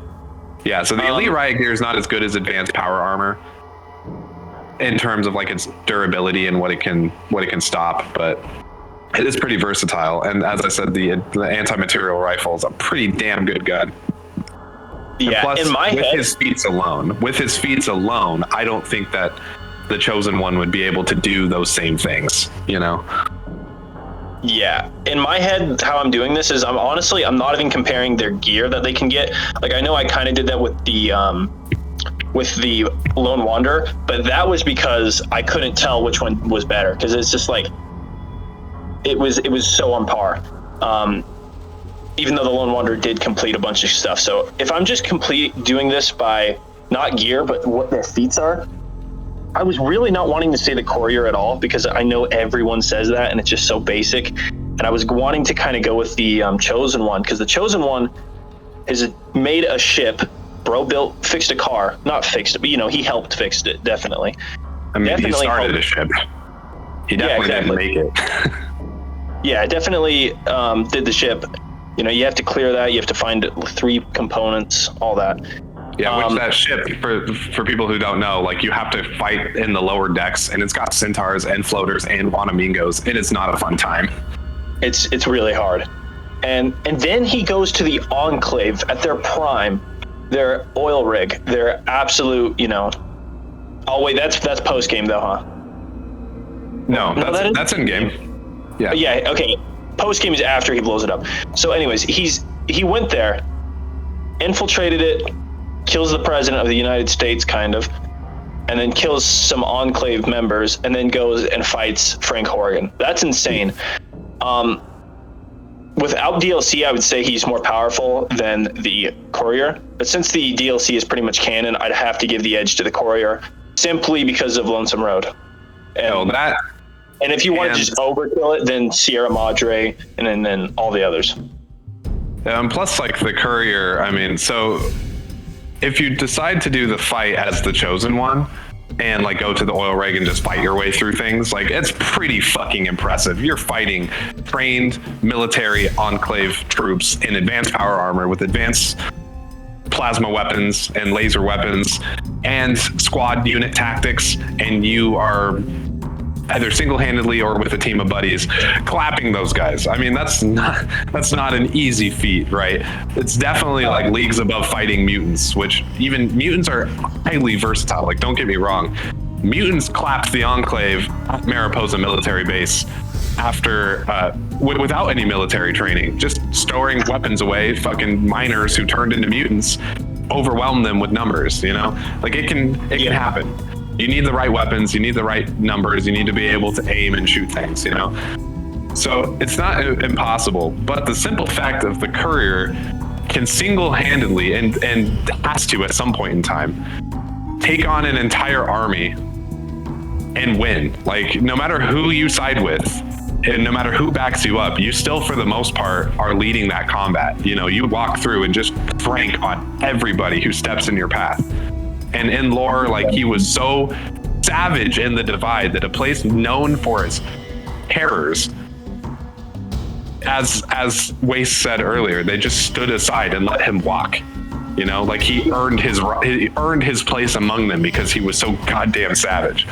That alone is just that, like, literally that piece of dialogue at the end of completing that alone is why I'm like, yeah, he's gonna whip the Chosen One. Yeah, it breaks the game. It's the Chosen One would definitely give him an ass whooping, but he'd probably still come on top. Honestly. I think it's a pretty close fight. I think it would go either way more often than not. I would say that the edge goes to the courier, especially if you give him certain weapons like the orbital strike capability with the Euclids or Euclids. I think it's Euclid's Sea Finder.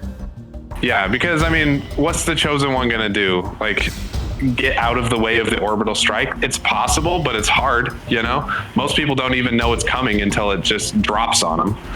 Yeah, and if the Chosen One's able to get close to the courier, he's not going to be able to use that Sea Finder, because then he'll just clap himself. Right. It's pretty tough when you take it into account.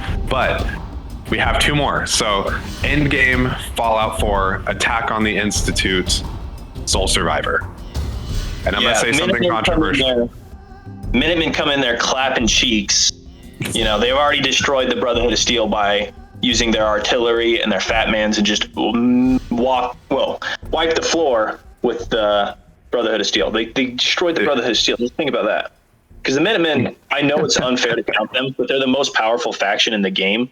So I know it's kind of unfair for me to say that, but let's just say that the and for those thinking I'm satire right now, I really the Minutemen are my favorite faction. Anyways, but the Sole Survivor has gone through Far Harbor. Far Harbor's insane, right? It's super dark. He stopped an entire cult from destroying an island, we'll say. Let me interject here. Far Harbor has like the craziest fucking creatures in the wasteland. I would say even crazier than Lonesome Road. Like a pack of tunnelers, great. What are they going to do against a Mirelurk Queen? Oh god, dude. Mirelurk Queen literally shoots acid. Right, and they like spawn little Mirelurks, which aren't like super tough, but they're good distractions. Like they're Mirelurk Queens are tough to fight. There's also those like hermit crab things, tough to fight. The fucking gulpers and shit. That when the gulper, each a gulper is like a death claw almost. Yes. It's gulpers, because they can move so damn fast. Yeah, and they do a lot of damage. And then there's the fog crawler, which, if you can kill the fog crawler, the island that literally lives there that thinks, what are they called, landlubbers or whatever, the people that are not from the island, they'll think of you as kind of just ass, because you're like, you can't survive on Far Harbor unless you get like a tour guide and stuff and you actually get some experience, because it's an irradiated fog, and then there's horrific monsters inside it. And so if you kill a fog crawler, they'll throw you a feast and call you the captain, and they'll give you the captain's hat. It's an insane honor. And that's just Far Harbor. We still got, and I'm honestly, the one where you can do Wasteland contraptions and Wasteland Workshop, that's mid. Yes, you can tame a Deathclaw and all that. That's cool. But I don't know. Those aren't really on par with any other DLC. Nuke World, but though. You do fight like savage robots and stuff with the Automatron DLC. Okay, and those things crank on everybody in the wasteland. They're like, I've seen a squad of assault bots take out a Deathclaw before. Like they're easily tough. So you like go to their factory and resolve situations there by like fighting a million of them all at once. And then yeah, you were saying Nuka World. I think it's a pretty. I would say it's canon that the sole survivor like saves the slaves and kills the raiders. And those raider factions are no joke. I mean, they're made tough for the DLC. I would say they're just slightly above average raiders, you know? Like organized raiders. Yeah, but you're going into their base, like, it's alone, right? No, you can take a companion. Basically alone. We're not considering companions here. Yeah, especially because the companions in Fallout 4 aren't as good as... I don't know, I feel like I'm always carrying my companions. You are. But in Fallout 4, you go, and I'd say the exact same thing as you just said, Neil. You definitely are gonna kill the raiders, and those raiders have made their way throughout the wasteland. This is the elite force of them that have killed other raiders, and they're like, all right, now we're gonna stop because we're so damn good. We need a base now, and then we're gonna, like, they are literally OP. And you go in there into the hive, to the lion's den, like literally you're surrounded by raiders, and you come out on top like Doomslayer. Yeah. Like, dang. Well armed, well equipped, well organized. And you shit on them. What other DLCs does Fallout 4 have? One notable feat is the sole survivor goes into the glowing sea and survives the fucking monstrosities in there, you know, hordes of rad scorpions and death claws and like stingwings. God, those goddamn stingwings. I hate stingwings, dude. And the glowing sea alone is an insane place. That already is that right there is almost, I'd say, on par with the Divide. Just because, I wouldn't say on par because there's no windstorms and sandstorms and stuff, but it's definitely a hostile environment you would never want to be. And he goes in there without hesitation. Right.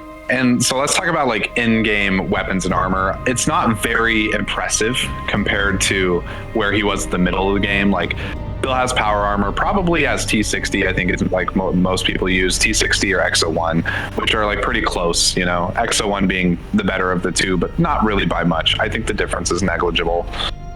But you can also upgrade them to be like, I don't know, F, like T6, sorry, XO1F power armor, which is like indestructible. Yeah. And another thing is he becomes a sentinel of the Brotherhood of Steel if you play right. Mm. As well as he could become the head of the Institute, the general of the Minutemen, or I can't remember what it is for the Railroad, because as much as people want to dog on the Minutemen, it's the Railroad that need dogged on.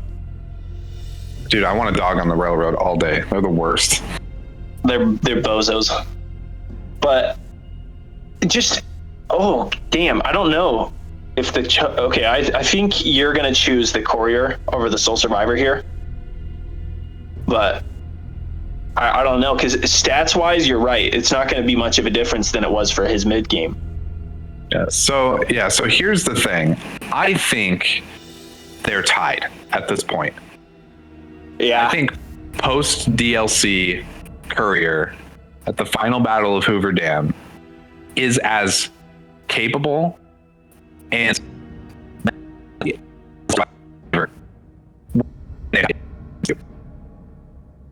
I think the equipment is similar.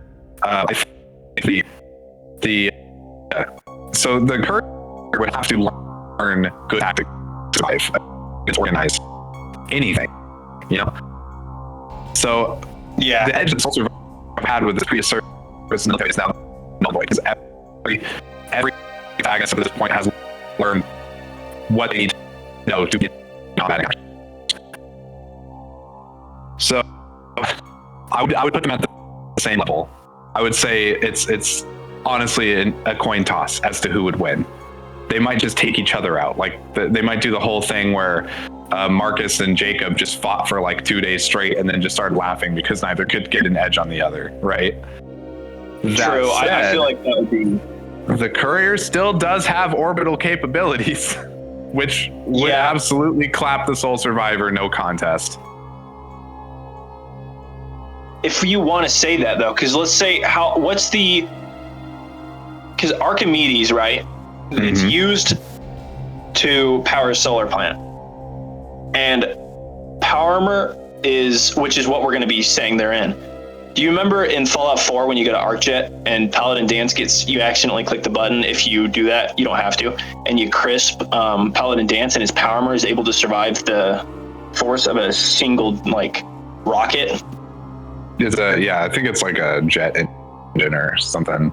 But it's not quite the same because Archimedes is an energy weapon, and energy weapons affect power armor differently than elemental things like fire, earth, water, and air. And a prime example of this is Pulse Gun. Yeah, the Pulse Gun take 1951 immediately. Yeah, that's true, I guess. So, what I'm trying to think of an OP. Oh, well then, if you want to count the Archimedes thing, then you would have to count the submarine thing that the Soul Survivor gets, which shoots a warhead, a nuclear warhead. Yeah, our main three at the end here all have nuclear capabilities. So I would say like problems probably all cancel out. So you can count them. We also can't really count them. It's mad mutually assured destruction. Right. Okay, the Pioneer endgame. Endgame. If I'm going to be basing this off of gameplay-wise, which I'm not going to, I'm going to do this off lore. Gameplay-wise, my Pioneer could literally just mop the floor with any other character that I have. No chances. Like, I become OP as hell in Fallout 76. You've seen me. I can literally do, like, anything. And if I need to, man, I emptied like 1,000 rounds into you and you just healed. You got more health after I finished shooting you. And I wasn't even using a stim pack. Like it's not even fair if we were going to do gameplay mechanics. But the Pioneer has, nuclear capabilities, of course, because he can set off nukes whenever they want. They have, they've raided a Vault 96, and I don't want to spoil any of this. Is that okay if I say some things? I won't try to spoil it too much. Yeah, I already know the story for the most part. That's fine. Okay, good. So they literally raid a pre-war government vault that was built to not be raided. Like it was literally built to be a gold reserve, and they break into the gold reserve, and they, convince some secret agents. What do you call it? What are the Secret Service? They convince the Secret Service to help them with their gold idea.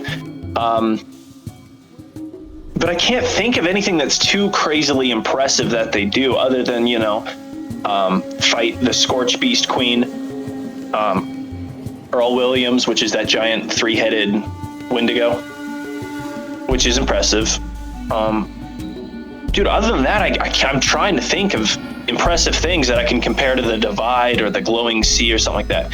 Yes, they can go on expeditions, but those aren't that crazy. The people that brought you there, like, walk you through it. I'd really just have to give it to the only thing I can compare them to is what the items that they can get, and that can be OP as hell. Yeah, but I think like with what you're saying, I would probably put them like on par with the Chosen One. Yeah, I'm gonna do that too, because what feat have they done that has shown me how capable they are? Yes, I know that I could, if my character was put into any of those situations, he would just easily do it. But that's not what we're talking about. We're talking about is like, would the other protagonists be able to handle it? I think if the Vault Dweller went into that mine, fought those Wanamingos, and fought Earl Williams, was that his name, right? Yeah. That's like a feat on par with fighting the Master, Yes. So it's an insane feat. Yeah, but so I would say, like, with the experience, though, that the Pioneer gets getting to that point in time in his story, plus, like, all the feats for the things you can kill, because, like, by this point in time, like, you fought super mutants, you fought Snallygasters, you killed the Scorch Beast, you fought, Wendigos and hordes of Scorched. Like, I would give him the edge over someone like the Vault Dweller, but I'd probably put him on par with the Chosen One. I think they're capable of doing similar things. Yeah, but I wouldn't. I'd agree with you. I would put him on par with the Chosen One, but I just don't feel like he's going to be able to compare to the Soul Survivor and the Courier. Right. Where did we put the Lone Wanderer again? I forgot.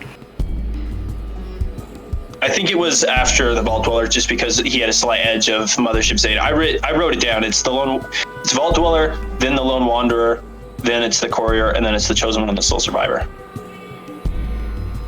So, yeah, the Vault Dweller is really awesome, and the Lone Wanderer is too, but I just don't see them standing up to the Chosen One. I put the Courier above the Chosen One.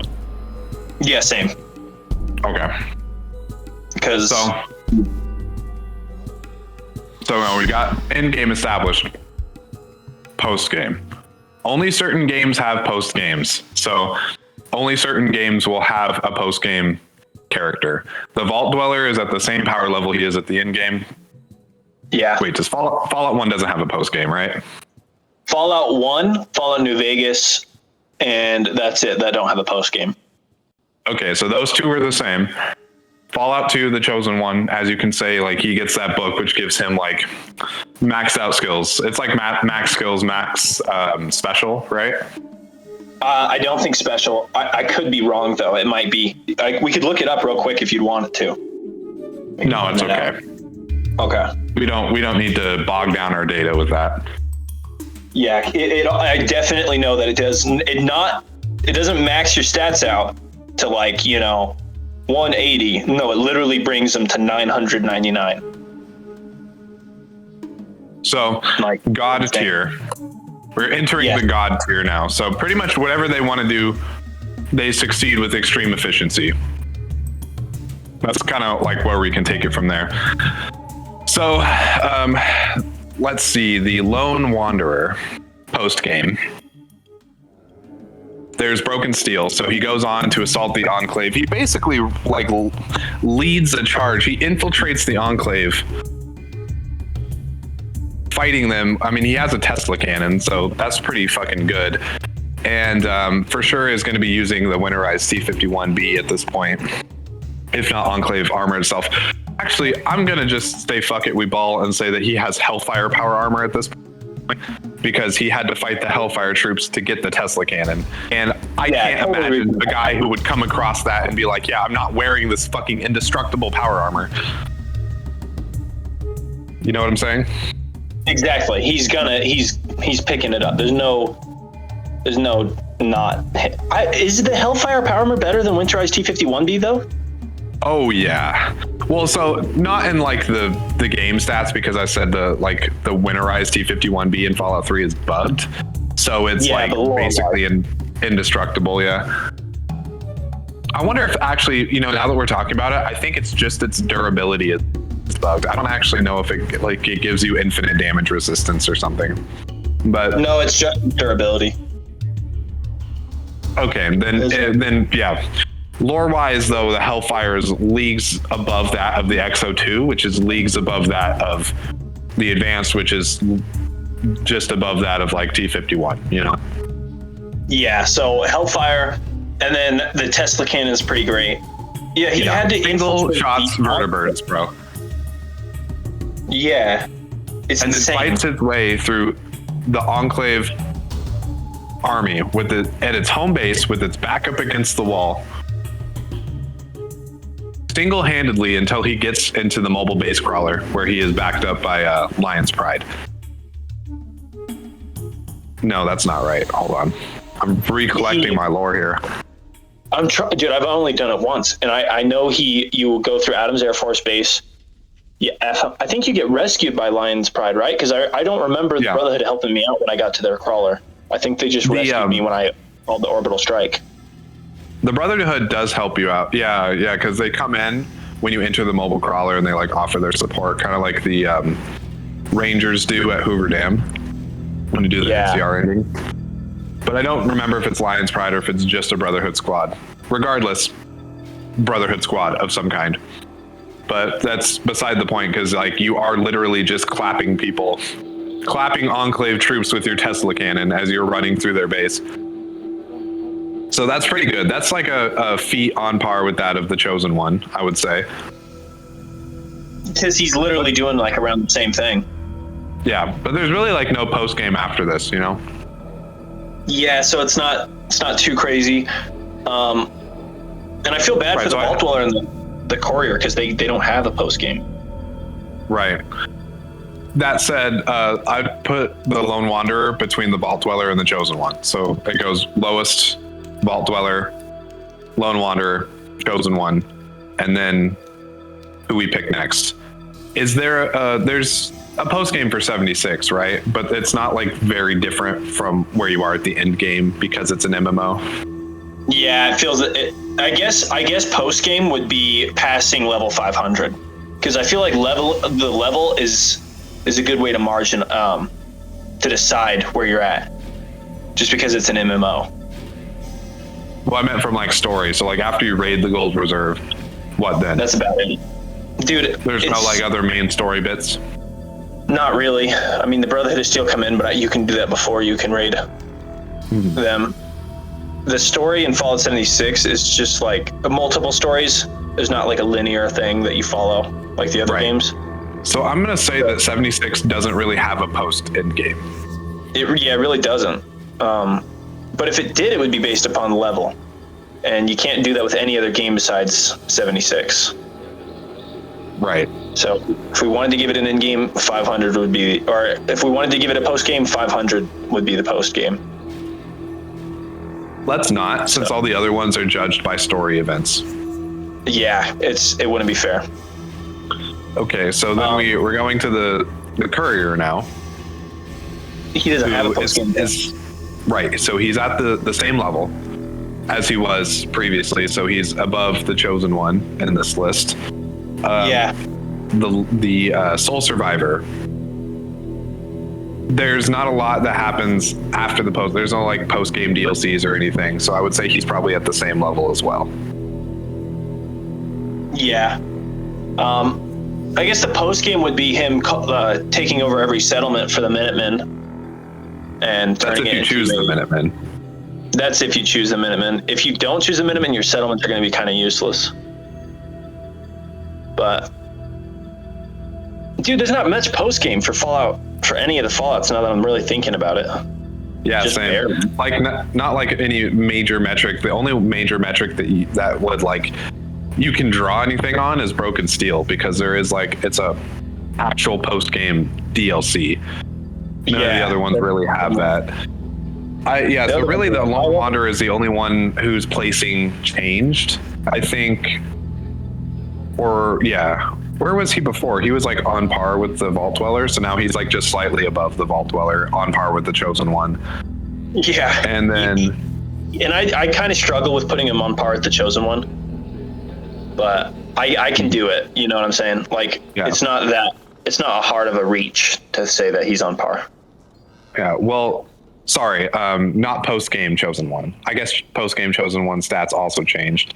So we'll need to figure out where he goes. But it's like Vault Dweller, Lone Wanderer, the Pioneer is where I'd put here. And now we have to figure out between the Courier, the Soul Survivor, and the Chosen One, who is best there.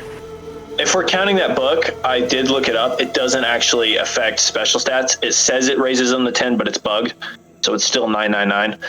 And if we're going to count that book, dude, I'd have to give it to the Chosen One, because that's just... that means you can one-shot anything you shoot in the eyes. It'll 100% chance hit. But here's something to consider. The Chosen One doesn't have nuclear capabilities. Yeah, he doesn't. So could the Chosen One get close enough to the Courier or the Lone Wanderer before they drop a nuke or a satellite attack on them? True. And another question is, should we count those? Because it's kind of like an outside force. It's kind of like counting the NCR or the Minutemen or the Brotherhood. Well, I think if we count what weapons and armor they use, then it qualifies, because it's a combative thing, you know? Yeah. Well, the Chosen One, that'd be fine, because the Chosen One, as soon as he realizes there's a signal there, he could just drive away. Yeah, Highwaymen back for the win. Oh, clutchy clutch. Highwaymen, and then he'd run him over, bro.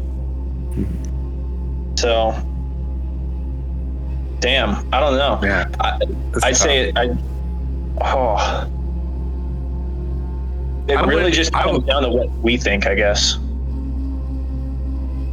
Yeah, so here's the thing. Because the courier doesn't have like a post game, but the Soul Survivor does, I think that it would be fair to put the Soul Survivor above the courier in this respect, because we have them like dead even. But because there's a post game, there's a little bit more chance to like explore, garner more experience, maybe upgrade gear. And plus, that's something that the Soul Survivor can do that the courier can't at all. Like the Soul Survivor can get Exo 1 power armor and then make it Exo 1F with a jetpack and a VATS relay and like fucking explosive vents on his feet, Yes, and what does the Chosen One do after the events of Fallen Vegas? No one's really sure, right? Right. But he kind of just mods around. I would have to give this to the Soul Survivor, on Goddessly, because as good as like the skill book is for the Chosen One, even with max skills, if you don't have like max special, it could still go either way. Like you don't have infinite hit points. And with just all the advantages that the Soul Survivor would have, like between upgrading his armor and upgrading his weapons and like all the skill and stuff he's been through and everything at his disposal, I think if you were to put them in competition, the Soul Survivor definitely edges out the Chosen One in most respects. Plus, there's no end cap level in Fallout 4. Like you can just continuously level up forever, which increases, gives you more skills, increases your special. Like it would be fair to say that if we're judging a post-game Soul Survivor, they would have 10 special in everything. Yes, and I want to say this now. You can't do that with Fallout 76. You have to. There's a cap to perks. Right. And you can't do that. In Fallout 4, you can have nerd rage all the way up. You can literally become a god with any weapon you pick up. Precisely. And so despite the fact that you get a skill book for Fallout 2 that gives you like really good skills with everything, and you can't like then one-shot someone. Yes, all the time. It doesn't. That's a good point, because you can't, just because you're really efficient with it doesn't mean it's going to be crazy. With Fallout 4, you can literally, like, it literally increases damage output of any weapon. Like, exactly. That alone. And you're already as efficient with it as you can be just by picking it up. Because there's no skills, I guess. So. Yeah, I'm going to say Soul Survivor. I'm going to say Soul Survivor. And, not because it's one of my favorite Fallout games, and I can get all the flack you guys want to give me, viewers and Neo. That's one of my favorite Fallout games. But it's just the amount of stuff that the Soul Survivor can get is insane. You can get, a Merv. You can literally fly over the Chosen One and Merv his ass like it's 1943, bro. Like 1945. Bro could literally become Hiroshima if he wanted to, just because he can fly with a Merv. That'd just be unfair as hell. Yeah, and despite the Highwayman's celestial capabilities, it can't protect the Chosen One forever against the Merv. No, the Merv is, especially if you get a never-ending Merv. If we just want to be like actually crazy and just add legendary effects, it's just over. It's all over, but the crying. Man, I think a lot of people are going to be surprised to the conclusion we came to. I think they are, and I think they're going to be pissed it's not the courier, just because there's a lot of fanboys. But I get it, man. I mean, I want the courier to be the baddest in the wasteland. I do, on God. Like, I love the courier. But at the same time, I'm fair in all of my dealings. And if he doesn't have if he doesn't have what it takes, in my opinion, to be the best, then I can't sit here and just be like, oh, well, he's the best anyway. That's what NCR fanboys do on Reddit, and I'm not like that. He's not like that. I love the Soul Survivor. He's like my favorite character, like one of mine. But the Chosen One is just so badass. And same with the courier. The courier literally did all that cool shit. So of course I wouldn't be upset if he won, or the Chosen One, or the Soul Survivor. I'd be kind of upset if the Lone Wanderer won. I don't have a thing against the Lone Wanderer. I just don't feel like he's powerful. But the Chosen One and the Vault and the Soul Survivor are just crazy, bro. For real. And to be fair, all of them are crazy. But, and if we want to, and we were going to do this just by gameplay wise, my 76 character would come in and have them all team up and then just whip their ass easily. Yeah, probably. Waste No is like different. near invincible. Like, it's ridiculous. In Fallout New Vegas, I'll get my ass handed to me by the Legion hit squads. In Fallout 3, it's just, there's not much ops to fight, but it's just my character's not that powerful anyways. You're like, in 76, I am the Legion hit squad. Bro, literally, like, my flamer literally gives me health when I shoot people. Like, it does hella damage to them, and then if you use an energy weapon against me, it'll charge my fusion core and heal me at the same time. So it's just not a fair fight. Bro's literally Frank Horgan. Yeah, like, I could probably kill Frank Horgan. And, I don't know, actually. Even then, Frank Horgan's the top G. Man, this has been a good talk. This has been, dude, and I just realized it's time for me to go take a leak. But so I think this is a good way to end it, because I didn't think it was going to take this long to decide who won, but I definitely agree with it. For sure, this one for the books. It's definitely. Thank you all so much for watching, guys. We really appreciate it. You know, this podcast, we want to make it the best of the best. So any advice you could give us down in the comments would be great. And we just had a hell of a lot of fun. Be sure to subscribe to the NeoCypher. Let us know down in the comments what y'all thought about our argument. I know I can already smell you guys and hear you guys typing. The courier would actually win. I actually don't blame you. So if you want to comment that, go ahead, because that's actually, I'm sure you can make a valid argument for it. The courier is an absolute badass, guys. And yeah, I don't know what else to say. You got anything to say, Neo? Fan base is sweaty. It is, bro. It is.